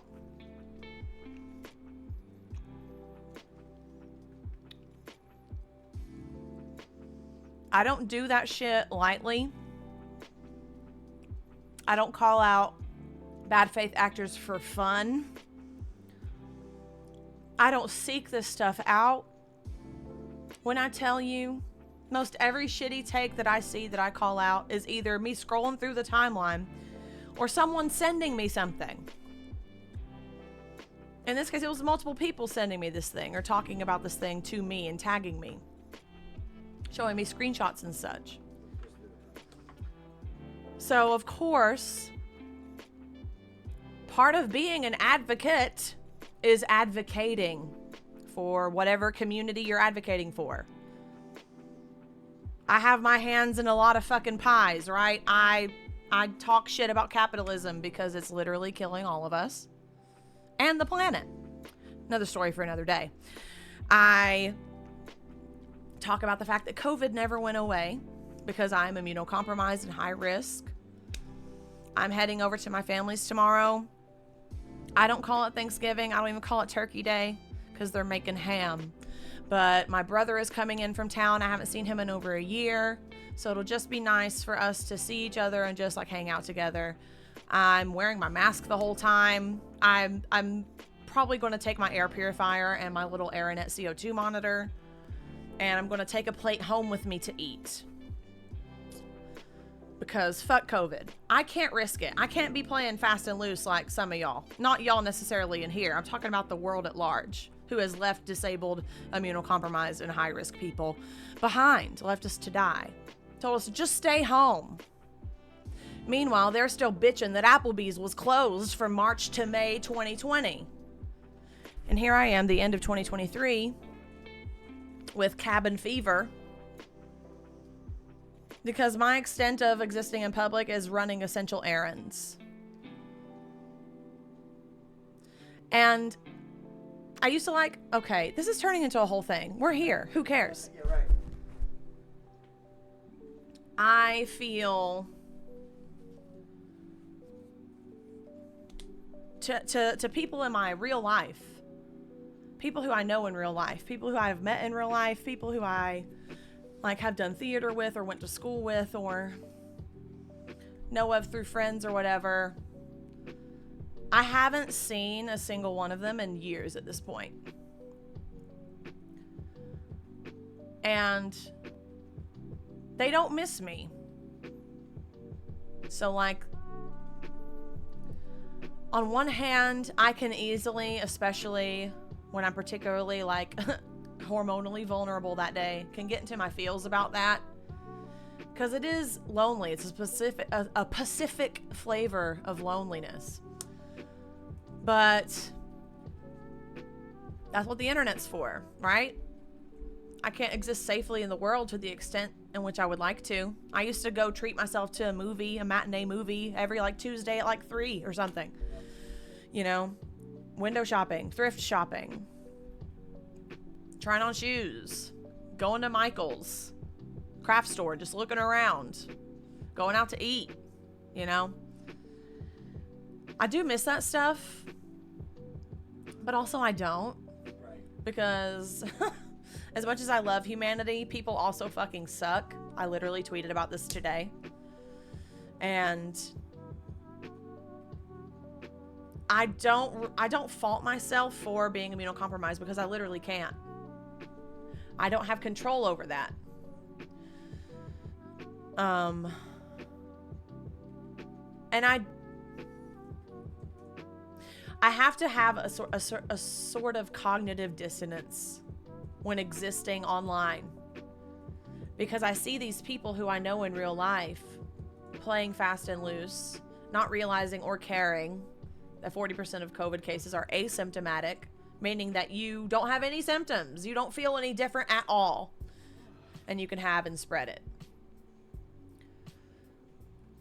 This stuff is important to me, and it's important to a lot of people, to millions of us actually, who got left behind all this time. So fuck you and your fake crybaby moments about lockdowns that didn't even happen in America. Certain jobs were closed for 2 months, and you strong-armed your way into getting what you want. And now you wonder why you get winded rolling over in bed. So that was my small tangent about COVID. Wear a mask, people. Give a shit about the people next to you. There's links in my hub for COVID resources. It's near my autistic resources about halfway down the page. I keep doing that. Okay. Back to it. So once you know what to look out for, you can see it coming, and you'll be able to recognize their tactics and be able to better control and manage your own emotions when that happens. And it's hard, but it takes practice. And like I've said before, I do practice on trolls online. People who come into my comments sideways. You know, I used to engage in discourse on random people's posts that I didn't fucking know. And I realized I was wasting so many precious spoons doing that, so I stopped. But because some of my posts take off, depending on what the algorithm picks up, I get a lot of sideways potato chip Chadleys coming in trying to tell me what they think they know about my life. And I return the energy that they send to me at the exact same angle as I received it. And they don't like that. So practicing on those people really helps reaffirm my own perspectives and my own knowledge. And I'm just letting you know that it gets easier. It does. Once recognized, these patterns become more predictable and they quickly lose some of their power and influence, especially over time. Stand up for yourself. Again, easier said than done. But this ties into our boundary work that we've been doing, the Art of Saying No, that book that we've been covering, the other books that we've been covering, people pleaser shit. Standing up for yourself, acknowledging your perspective, acknowledging that inner voice in your head that says, I don't want to do this. Acknowledging it and saying it out loud. Acting on that. And let me tell you right now, anybody who reacts poorly to a boundary that you set for them was very likely benefiting from your lack of boundaries. Because otherwise it's just you setting a boundary of what you will and will not accept, what you will and will not put up with. And that shouldn't make them mad at you. And if people get mad at you for that, it's worth examining why. No matter who it is. No matter who it is. Clearly state your perspective of what is happening, what you will allow, and what you will not allow. That's so fucking scary if you've never done it before. So scary if you're not used to doing that. Again, practice with trolls online. That's great practice. It's low stakes.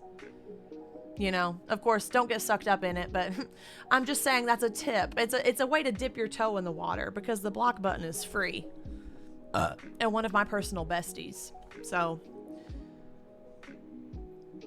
I'm not saying seek shit out. I'm not saying to outright bully people, but I'm saying if someone comes at you sideways on something and is trying to invalidate your experience, you're allowed to tell them, no, heart emoji.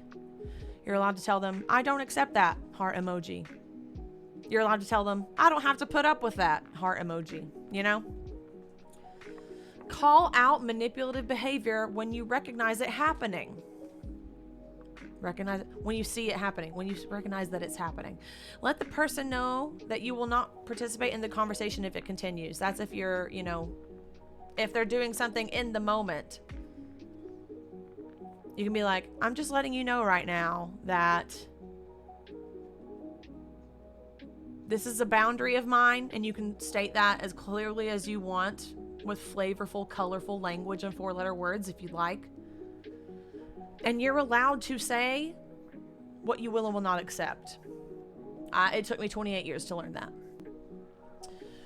Record and document your experience. Though you may be reeling from the intense emotion of the situation, your memory will be fresh and unbiased by feedback from others. Track what happened, where it happened, and when it happened. If it happened in real life, jot it down in your phone, in your notes, or on a piece of paper. If it happened online or on your phone, screenshots, timestamps. Because people will try to dirty delete shit and pretend they never said it. The internet is forever. Speaking of which, completely changing the subject. This is my last Reese Mini in this home. I need some silence. And I need some funeral dirge. I need more chocolate is actually what I need, but here we go.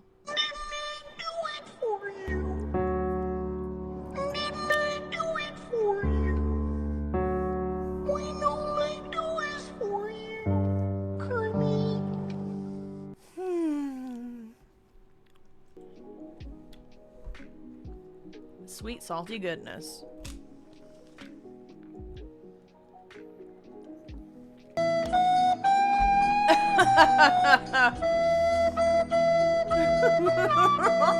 I can still hear it.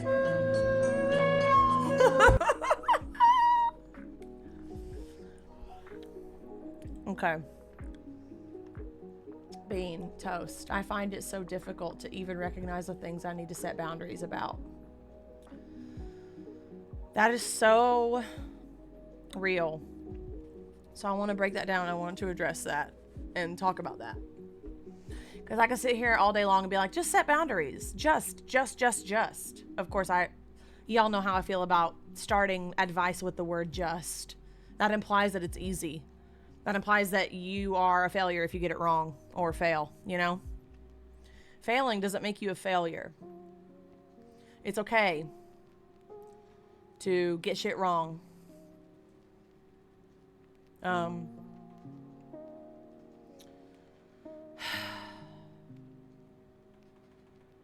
I really am still, like, through 2 or 3 years into this, trying to think of if there was a singular moment that, like, kicked this off for me, but it really was just like a series of events that led me to come to these realizations about myself. In my case, my neurodivergence, and being met with new knowledge and new language that describes my experiences and explanations that mean I'm not a fuck up, that I'm not a loser, that I'm not broken, I'm not lazy, I'm not stupid or slow, I'm not too sensitive, I'm not dramatic, I'm not crazy. That is a thing that happens. Like, I'm thinking a lot about, like, sensory overload. Like, the amount of times in my life I was called too sensitive or too dramatic about something, or I would find myself crying and not know why, or I would feel overloaded and overwhelmed, but I just thought I was angry. So people just projected a lot of shit onto me, made me feel like I was a slobbering, raging bulldog bitch with anger issues. Like, that wasn't the reality at all. So for me, learning about that shit allowed me to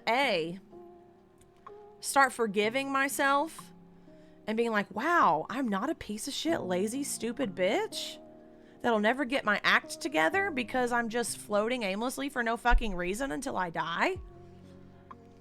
And that, for me personally, is what gave me the reassurance to start accommodating my own needs for the first time ever.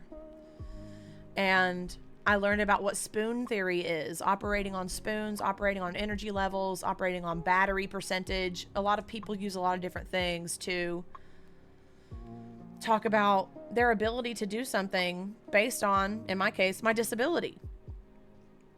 I had to unlearn internalized ableism, that being disabled is not a bad thing. It's not a punishment. I'm not a bad person. I'm not less than. And disabled is not a bad word, because a lot of people will take that too far and they'll be like, you're not disabled, you're differently abled. Like, trying to sugarcoat it, trying to kind of infantilize it a little bit instead of just recognizing that the word disabled is not a bad word. It took me years of realizations to learn how to accommodate myself, because I learned why I was feeling these things. And when I started accommodating myself, I started recognizing what my limits are. Because if you're late discovered neurodivergent, a lot of late discovered autistic or ADHD people will talk about how ever since I discovered this about myself, I seem so much more, they use the words like more autistic, or I seem so much more ADHD. It's like, what's the name of that fucking effect? I don't know. One of y'all will probably know it, y'all autistic asses. It's like where your family gets a red car and all of a sudden you see that red car everywhere. It's like once you see something, you can't unsee it and you notice it more. So once I learned what sensory overload is and emotional dysregulation and executive dysfunction and hyperfocus and burnout, I noticed it when it was happening. And because I hadn't noticed it before, because I was pushing myself past my limits that I didn't know I had, obviously I didn't notice it, right? But once you learn about it, you'll notice it more. And all of that plays into standing up for myself when dealing with other people who want to push me past my current limits, past my realistic limits, because they have an old idea of me. They're still thinking about the bitch that was given 150% and getting 50 back in return from people, right? I don't operate off that anymore. I no longer grind myself into bone powder in order to be able to exist within society. So, like, that helped me give credence and give weight to my inner voice. And not blaming myself if I can't do something. If you can't do something, you can't do something. It doesn't make me a failure. It doesn't make me a loser. It doesn't make me a quitter. I mean, even if I am a quitter, it's because I quit things. It's such a fucked up mentality that quitting means you failed. I would encourage y'all to quit more things. Listen, I am very much not the type of person, friend, partner, relative, sister, cousin, confidant, to try to validate you if you come to me for advice when you're in a bad situation. If you come for advice, if you come to vent, obviously, I'll hold space for you. I have to manually override my tendency to want to fix things, but I'm able to hold space for people a lot better than I used to be. But if you come to me with relationship problems about your partner who will feign ignorance and feign incompetence about a thing, or berates you, belittles you, abuses you, devalues you, I am miss dump their ass. I am miss quit that job. I am miss your happiness fucking matters. It does. It does. And this is specifically, I'm speaking from an American perspective here. I'm well aware it exists elsewhere because capitalism is basically, it affects everything globally, especially fucking American capitalism. Gross. We're the worst, right? But Americans have a fetish for suffering while simultaneously ridiculing those who are actually suffering.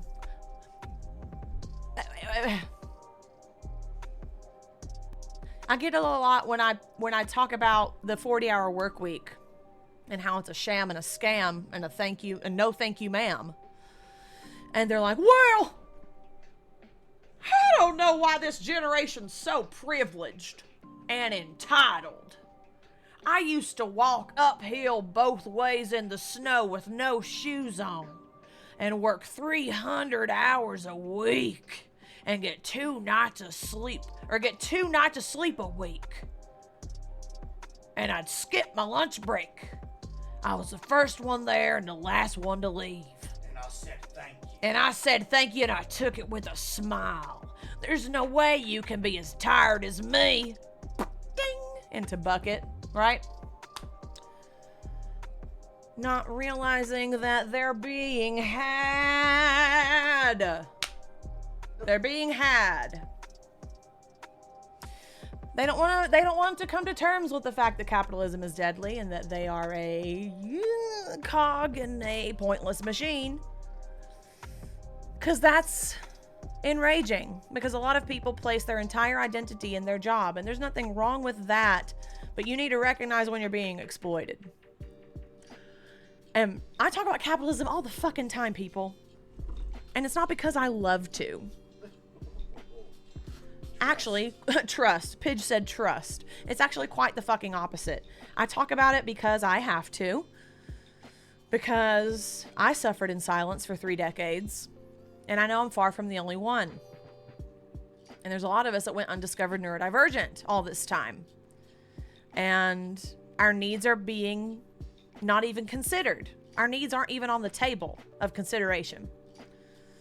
And I'm unable to work publicly, partly now because I'm immunocompromised, but also because I'm literally disabled, and the American workforce has no place for compassion, has no place for empathy. We don't even have paid maternity leave in this country. We're one of maybe 2 developed nations that do not have it.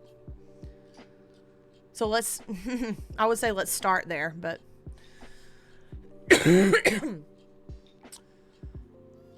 going against the system is not my choice. And I know it makes me a piece of shit on paper to these people. But in exchange, what I'm getting is a true accommodation of my disability, accommodations that I have been needing my entire life. And having the space to do that, having the space to come to terms with my neurodivergence and accept these things about me and learn about myself for the first time ever, without having these falsified projections placed on me by my external environment. Because Pidge and I just let each other be. We let each other exist. And when one of us doesn't feel like being our best self that day, or is just, the world is just too much, much, we don't try to fix it. Obviously, we offer to help, but like, sometimes there's nothing we can do to fix that. And that used to make me feel fucking helpless, but like, once we both learned about our neurodivergence, we're able to just know that everything's temporary and everything's going to pass, and we allow ourselves to exist in that crabapple space. And we actually are able to like have fun with it sometimes, because when I'm in a crabapple mood, I'm a specific flavor of bitch. And when I'm able to just be myself and just let it out to Pidge, just let it rip and crack off some fucking spicy, briny bangers, it makes us laugh and like it helps us. So like being able to exist as we are lends itself to like organic healing and like bonding. But being trapped at 2 to 3 jobs doesn't allow you room to breathe or sleep or eat properly. So like, I understand that so many people are in such painful, difficult, and trapped situations that they can't get out of easily at all, because they have a lot at stake. You have children, you have debt to pay, you have, your rent is astronomical, whatever it might be. So let's continue the presentation. It was a hell of a tangent, but y'all know how we do it here. It's part of it. It's a feature, not a bug. So, okay, we're talking about, recording your experience with screenshots and such, and writing it down and shit.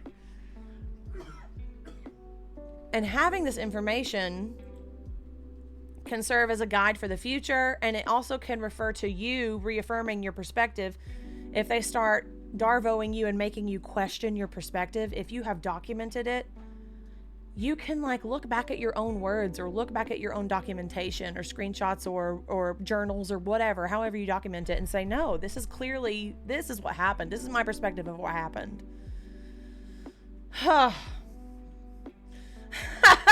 Whiskey, this is how we do it. All right. Seek support. Another copied and pasted one that's easier said than done, and I realize that, but rallying your friends or your family or other supportives, online friends, the Tater cult. Hello. Join our Discord, by the way, y'all. If you're not in the Discord, somebody drop that hot fun in the chat. Thank you so much, Pidge. Join our Discord. We have fun there. We have memes and cute emotes. I have a naked Shrek one that I'm extremely fond of. And we have a rant page on there. You can plug your own streams if you stream. You can hang out in the lounge. You can rant about shit. Post pictures of your cats. I need to see your animals, people. Cats, dogs. fishes, spiders. Even though I have arachnophobia, I understand that tarantulas are loved ones, and I respect that, and I will look at your 8-legged baby and manually override my urge to throw my phone. Because I'm scared. They scare me really bad.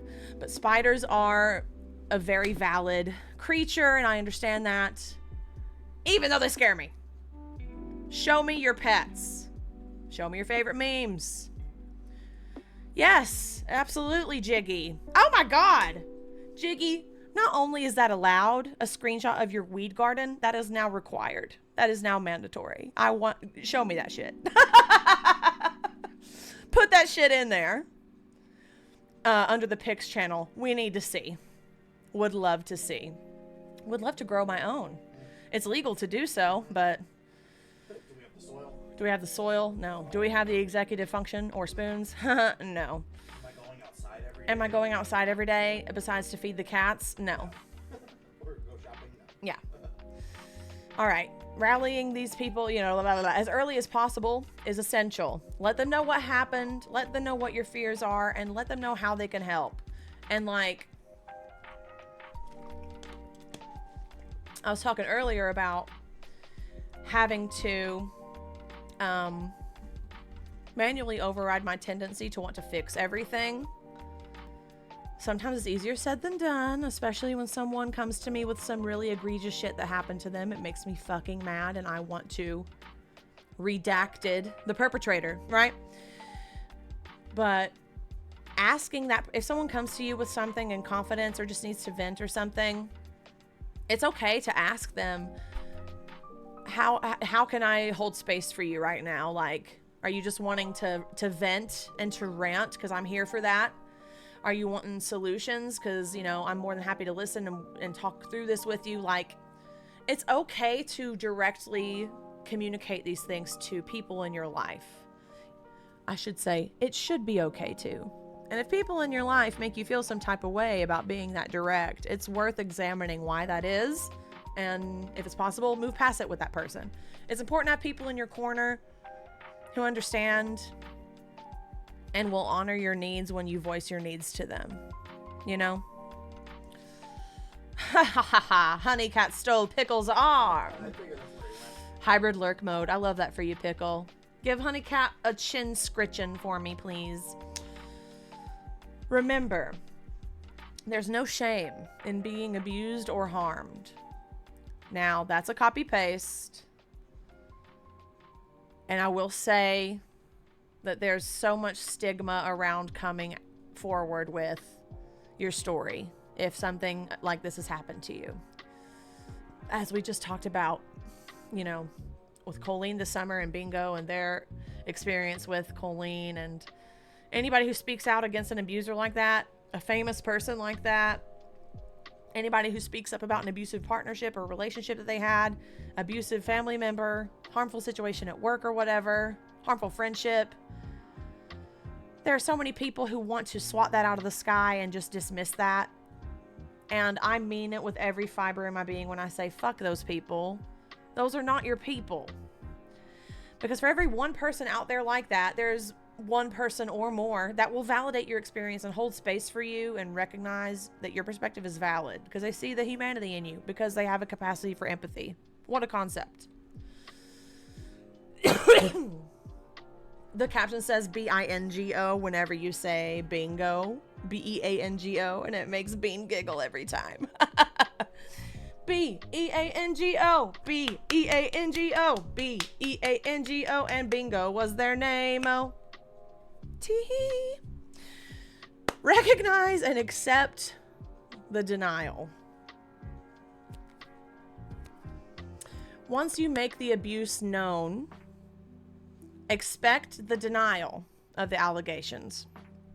So like once you bring this up to someone who you can kind of sense operates in bad faith, or it's okay to, without sounding completely fucking cynical, I'm just speaking from experience here, it's okay to expect pushback and be pleasantly surprised when you don't receive it. Because expecting the worst Like, okay, expecting good things but bracing for the worst, I would say, is fairly pragmatic. Especially if you're not sure of how someone will react when you try to voice a boundary or try to bring something up that needs addressing like this. But if you already know how they tend to act, if they tend to DARVO, then you can learn to expect it. It's like, I already can fucking guess what they're going to say, but I'm going to say it anyway because it's fucked up and they need to answer for this. People using the DARVO playbook will work quickly to deny, so you should accept that it's going to happen. That doesn't make it okay, but it just keeps you... It can make you less likely to react emotionally, even though in the moment it's easier said than done, right? This denial will signal that they're planning on using more of that DARVO, that sweet, sweet DARVO. And from here, you can predict their next steps. And in what I experienced recently, like this week, and then, you know, watching Colleen come back on YouTube, it's extremely, extremely predictable. Recognize and counter the attacks. The attacks will follow closely behind the denial. They may play on your insecurities or your regrets, but they could be largely untrue and invalid. Remind yourself of this. Remember, Mufasa moment here. Remember who you are. It's important though, really. Remember who you really are and the values that you find important. Not what that person is trying to tell you that you believe. Not what that person is trying to gaslight you into believing about yourself. Remind yourself of the validity of your perspective. Trust yourself. Trust your memory. Trust your feelings. Remind yourself that in these moments you are being manipulated. This person's goal is to manipulate you. And it's fucking infuriating and it sucks, but it's so important to notice that and see it for what it is. And avoid that role reversal. Avoid them turning you into the offender and themselves into the victim. As they move toward making that role reversal, do your best to state and restate your experience. Of course, if they talk over you, that's easier said than fucking done, right? Rather than trying to find new ways to explain the same thing, utilize the broken record technique. That's a good one, actually. Hi, Atlas. Welcome in. Restating the events to others and yourself will help solidify what happened and reduce doubt. Broken record technique, they didn't say anything more about that, but I can guess what that means. Like, literally, if someone's deflecting, denying, attacking you, trying to make you out to be the offender, just keep saying plainly, directly, what you're saying. You don't have to change it up. You don't have to try to thesaurus it, synonym it to death. Say the same thing. Say the same thing. Another technique that's really useful that I didn't put in this for people who abuse this tactic and who are kind of abusive in general and manipulative in general is what's known as the gray rock technique. And that's sort of a technique that would have been useful for me to employ for people who spent so many years wearing me down and so many years trying to get a rise out of me and a reaction out of me and not knowing that that's what I was doing, thinking I was standing up for myself, but really I was just playing into their hands and giving them what they want.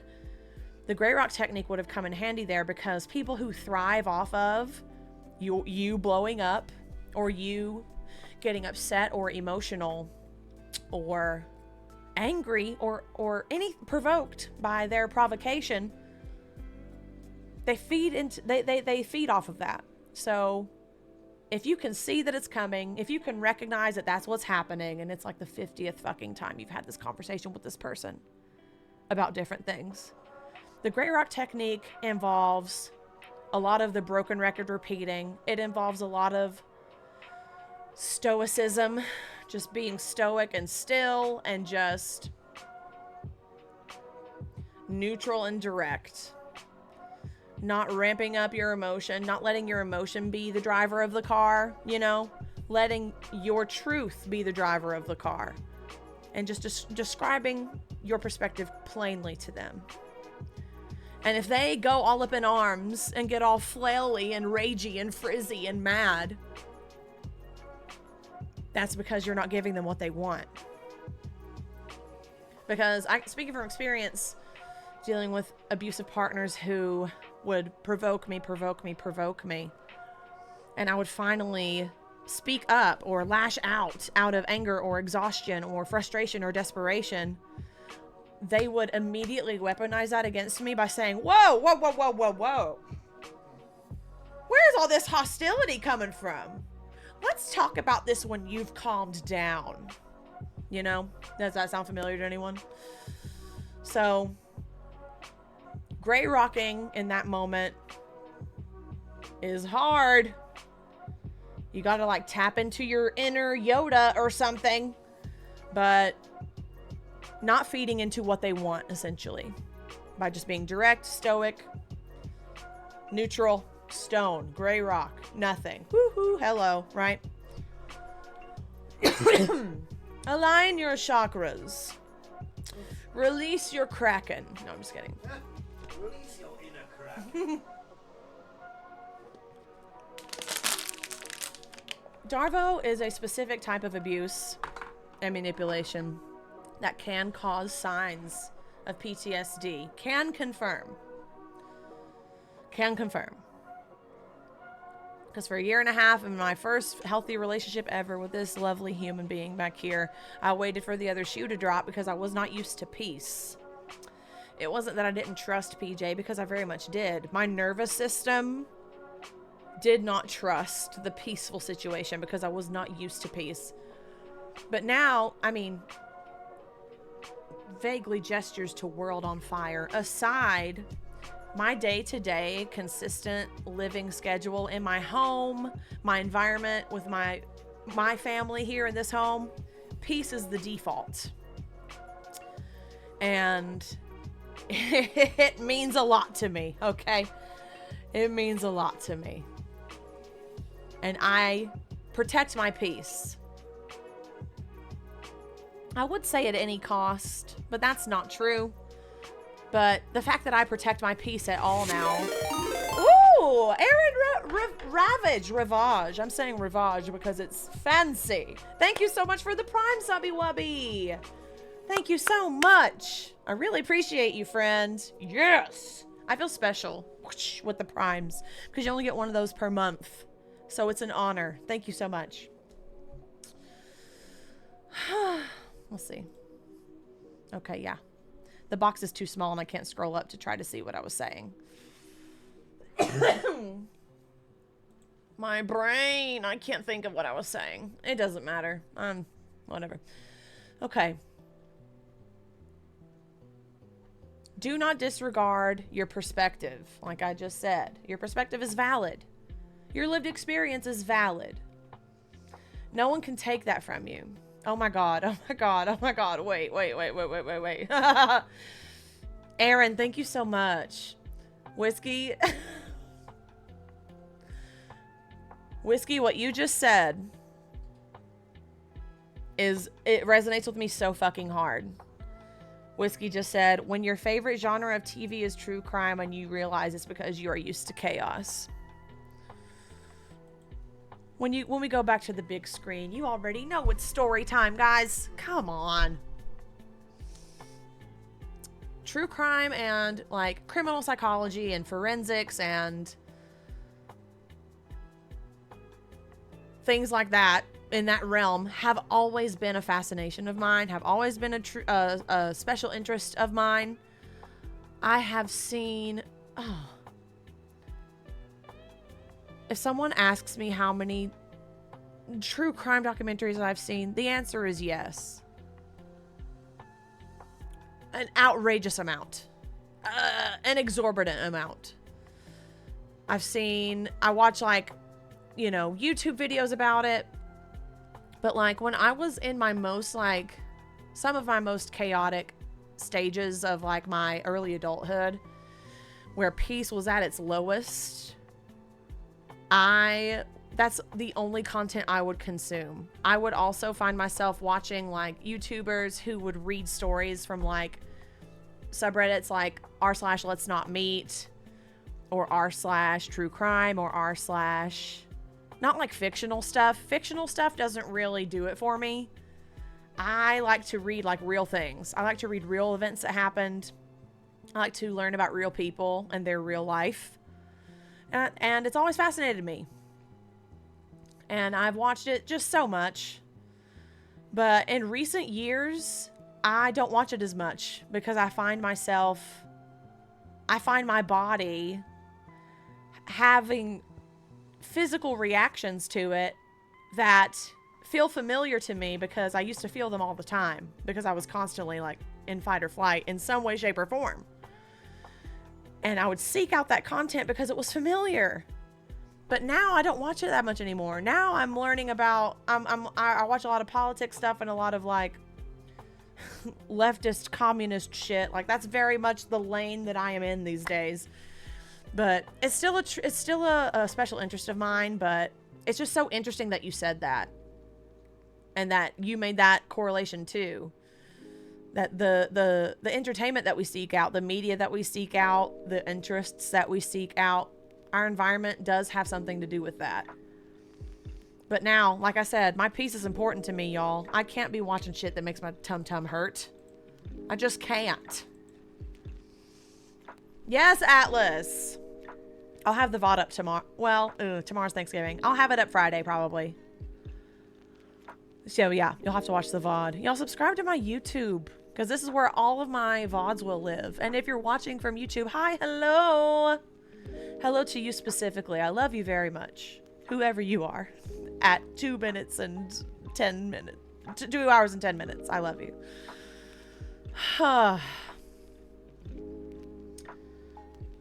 Yes, Pickle. Lazy Masquerade. I've seen so much of their shit. It's been a while since I've watched their stuff, but another good one is Dreading. DREADING.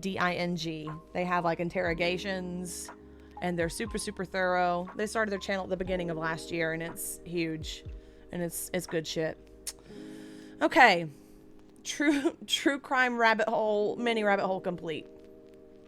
But anyway, I'm going to say it again, y'all. Your perspective is valid. Do not disregard it. Your pain, frustration, and exhaustion are all valid. And if you're able to seek help with a mental health counselor specifically, be sure to openly discuss this with them. I am fucking poor and on government insurance, so there are only so many resources within my own network that I can use. And I've thought about going back into therapy. I want to reintegrate that into 2024, but I'm only able to do telehealth because no one fucking masks in medical settings anymore because they think they're too sweet and innocent and smart to spread a virus that they can't see or smell. So it's not safe for me to go to therapy right now. But while I have the ability to, even if it's with my shitty insurance, my therapist is really fucking cool and I love her and I hope she's still practicing. I miss her a lot. We talk about our cats a lot and she's just like, I love her so much. But I know it's so much, it's so difficult for a lot of people. It's expensive, it's inaccessible, there's waiting lists that are decades long for some reason. But if you're able to seek it out, I highly encourage it. I am aware that it's not available for anyone. There are online sites that have these sorts of services. However, let me make a disclaimer that BetterHelp, I do not recommend using BetterHelp because they have been known to steal their clients' money just like straight up, like double, triple charge them, and it's hell to get it back. And the people who they hire aren't always licensed. So like really use your discretion when looking for this stuff. But yeah, just wanted to say that. Oh shit, there it is. I'm not talking about fish arms, people. That's French for and. That's French for get the fuck out. That's French for fuck fuck. I can't do the acronym. Fuck you. But those are my sources for those who want to screenshot and read more about this stuff. Look it up for yourself. It's all there. We all use the same Google in it. Let me put my chat back into OBS. Okay. Wow. I'm changing the music because why not? Wow, people. That was like a surface level, but I feel like we still covered a lot of ground. That's French for you ain't got to go home, but you can't stay here. Get the hell out. I'm just kidding. Don't leave. I love you. But yeah. DARVO be DARVOing. You know?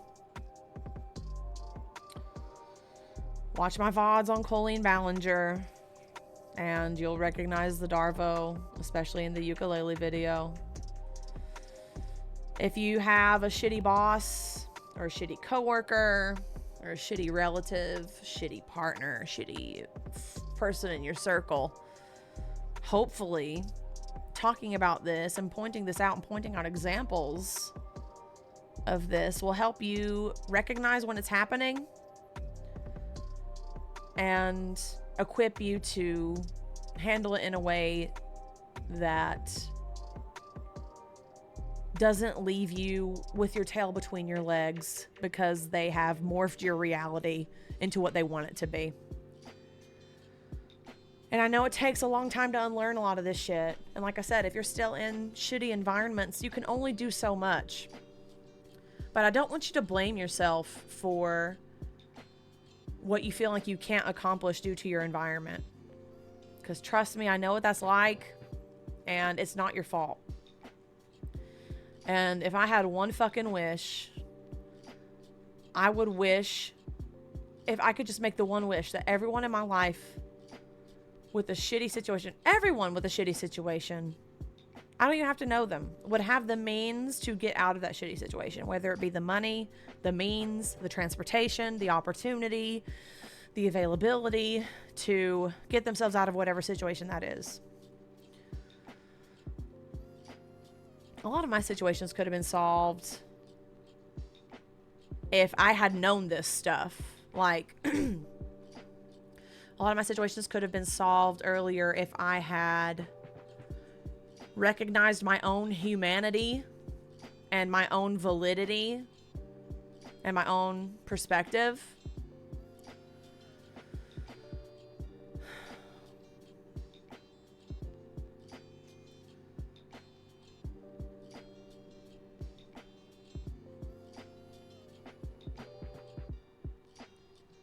How about we just, like, stop harming one another? No notes, Atlas. No notes, please. People don't have to suck so much. We don't have to be so mean and so rude to each other, right? And ultimately empowering people to exit whatever situations bring them pain. Yes, is wonderful. I agree. I agree.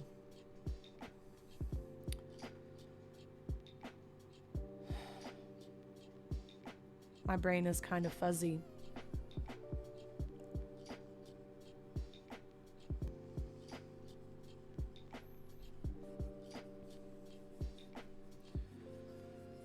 If there's one thing I want to say, like to reiterate, to hammer it home one more fucking time, your lived experience is valid. Your perspective is valid. Your feelings are valid. Your pain is valid. And if you haven't heard that today, may right now be the moment that you hear it. And I hope that you believe me. Because I'm not making it up, bitch. I mean it, okay? And that's a tater promise. That's a tater promise. Jiggy, you did not interrupt a moment. My brain was just processing. I was, you know, don't remove card, processing chip kind of thing. Shoot, Atlas. What's your question? KS2 Pregunda.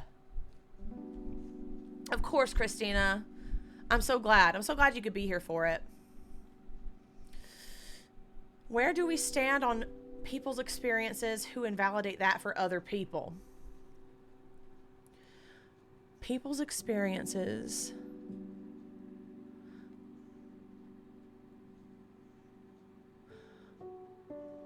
I'm trying to decipher the wording here. Not that you said it weird. I'm just processing it. Are you saying like people's experiences and those experience invalidate other people? Or people who use their experiences to invalidate other people? At any rate, I'll answer both of those just to cover the same ground. Like, that's a strong, once you start invalidating other people's experiences, yours are invalid to me. I think I see what you're saying. Like, I think if I answer this wrong, I'm sorry. This is my interpretation of it, okay?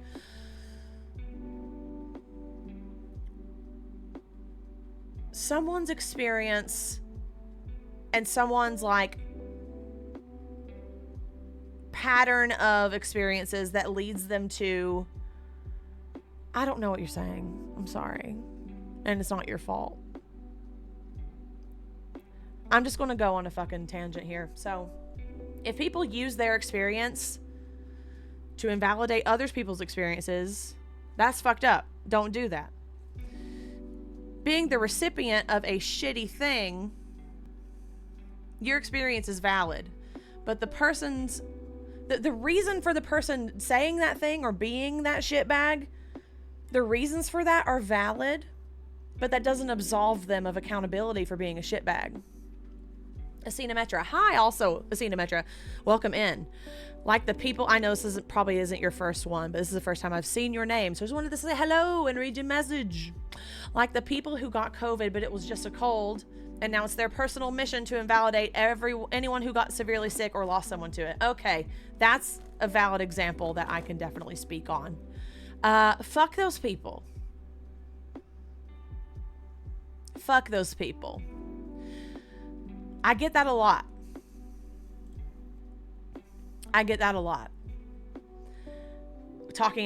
Speaking out about COVID, being a immunocompromised advocate and disability advocate, I get that a lot.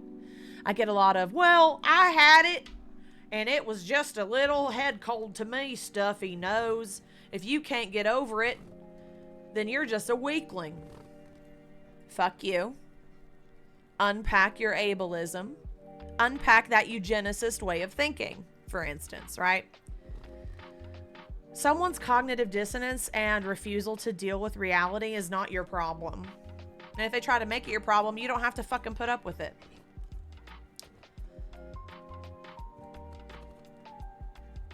Being on the receiving end of that a lot, though, I can think about it for a minute and put myself in the mindset of someone like that. Not that I agree with it, but like, I'm from the South. I'm surrounded by that mindset. And it's very much, people with that mindset tended to, and still tend to, politicize this virus for some reason. And those are the same people who make fun of people with empathy, and who make fun of people who cry, and who make fun of people who are sensitive, and in other words, in tune with their feelings, and in tune with their humanity, and in tune with scientific reality. These people don't recognize that their reality is not the reality. Looking at you, John Rich. And in that case, those people have never been told to shut the fuck up in their life, and it shows. And in most cases, I am honored to be there first. Bingo, no. I'm so sorry that you have COVID right now. Jesus Christ. I hope that you're able to, it's able to go away quickly and that nothing lingers. It's a complete crapshoot. And it's infuriating to think of all the documentaries about this in 10 years are going to pop off, by the way, because these people who have been invalidating people's experiences are going to be like, yeah, I did the right thing back then the whole time. No, you didn't. Pepperidge Farm remembers. Don't be a piece of shit. Don't use your experience to invalidate others' experiences. Just don't. Your reality is not the reality. Not going to drop names, but this week I called out a notable creator on Twitter who claims to be a coach of sorts in mental health, neurodiversity health, and such. And the way that they worded something surrounding autism was extremely triggering and invalidating. And they very much operated from the perspective that their reality is the reality. They used the words, autism doesn't affect your life. I mean, I know they're a fucking rage-baiting loser, right?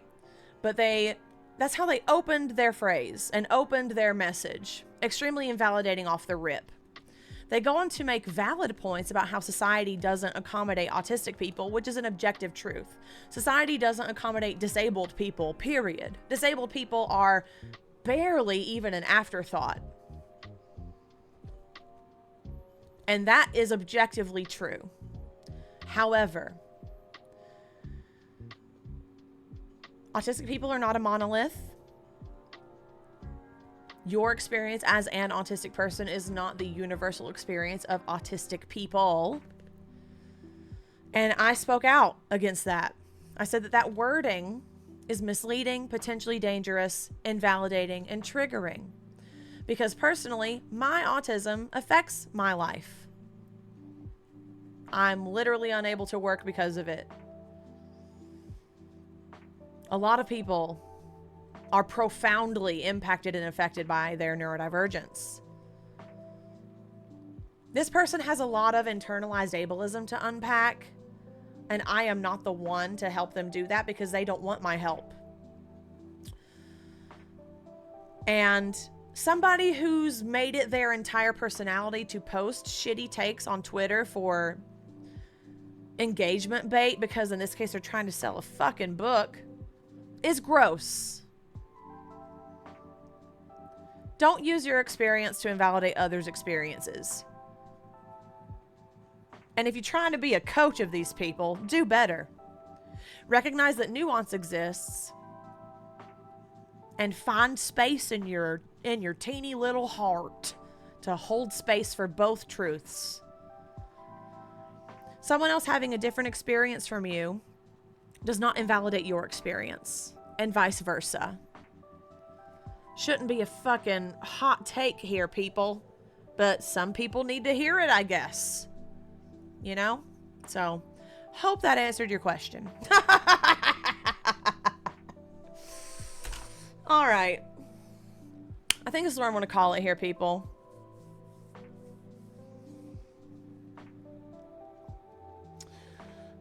So to explain my original question, this person used their experience to say that someone else's was invalid. And when you discovered this, you wanted to go off, but then you're like, I'm small, I'm stupid, I'm keeping my drafts.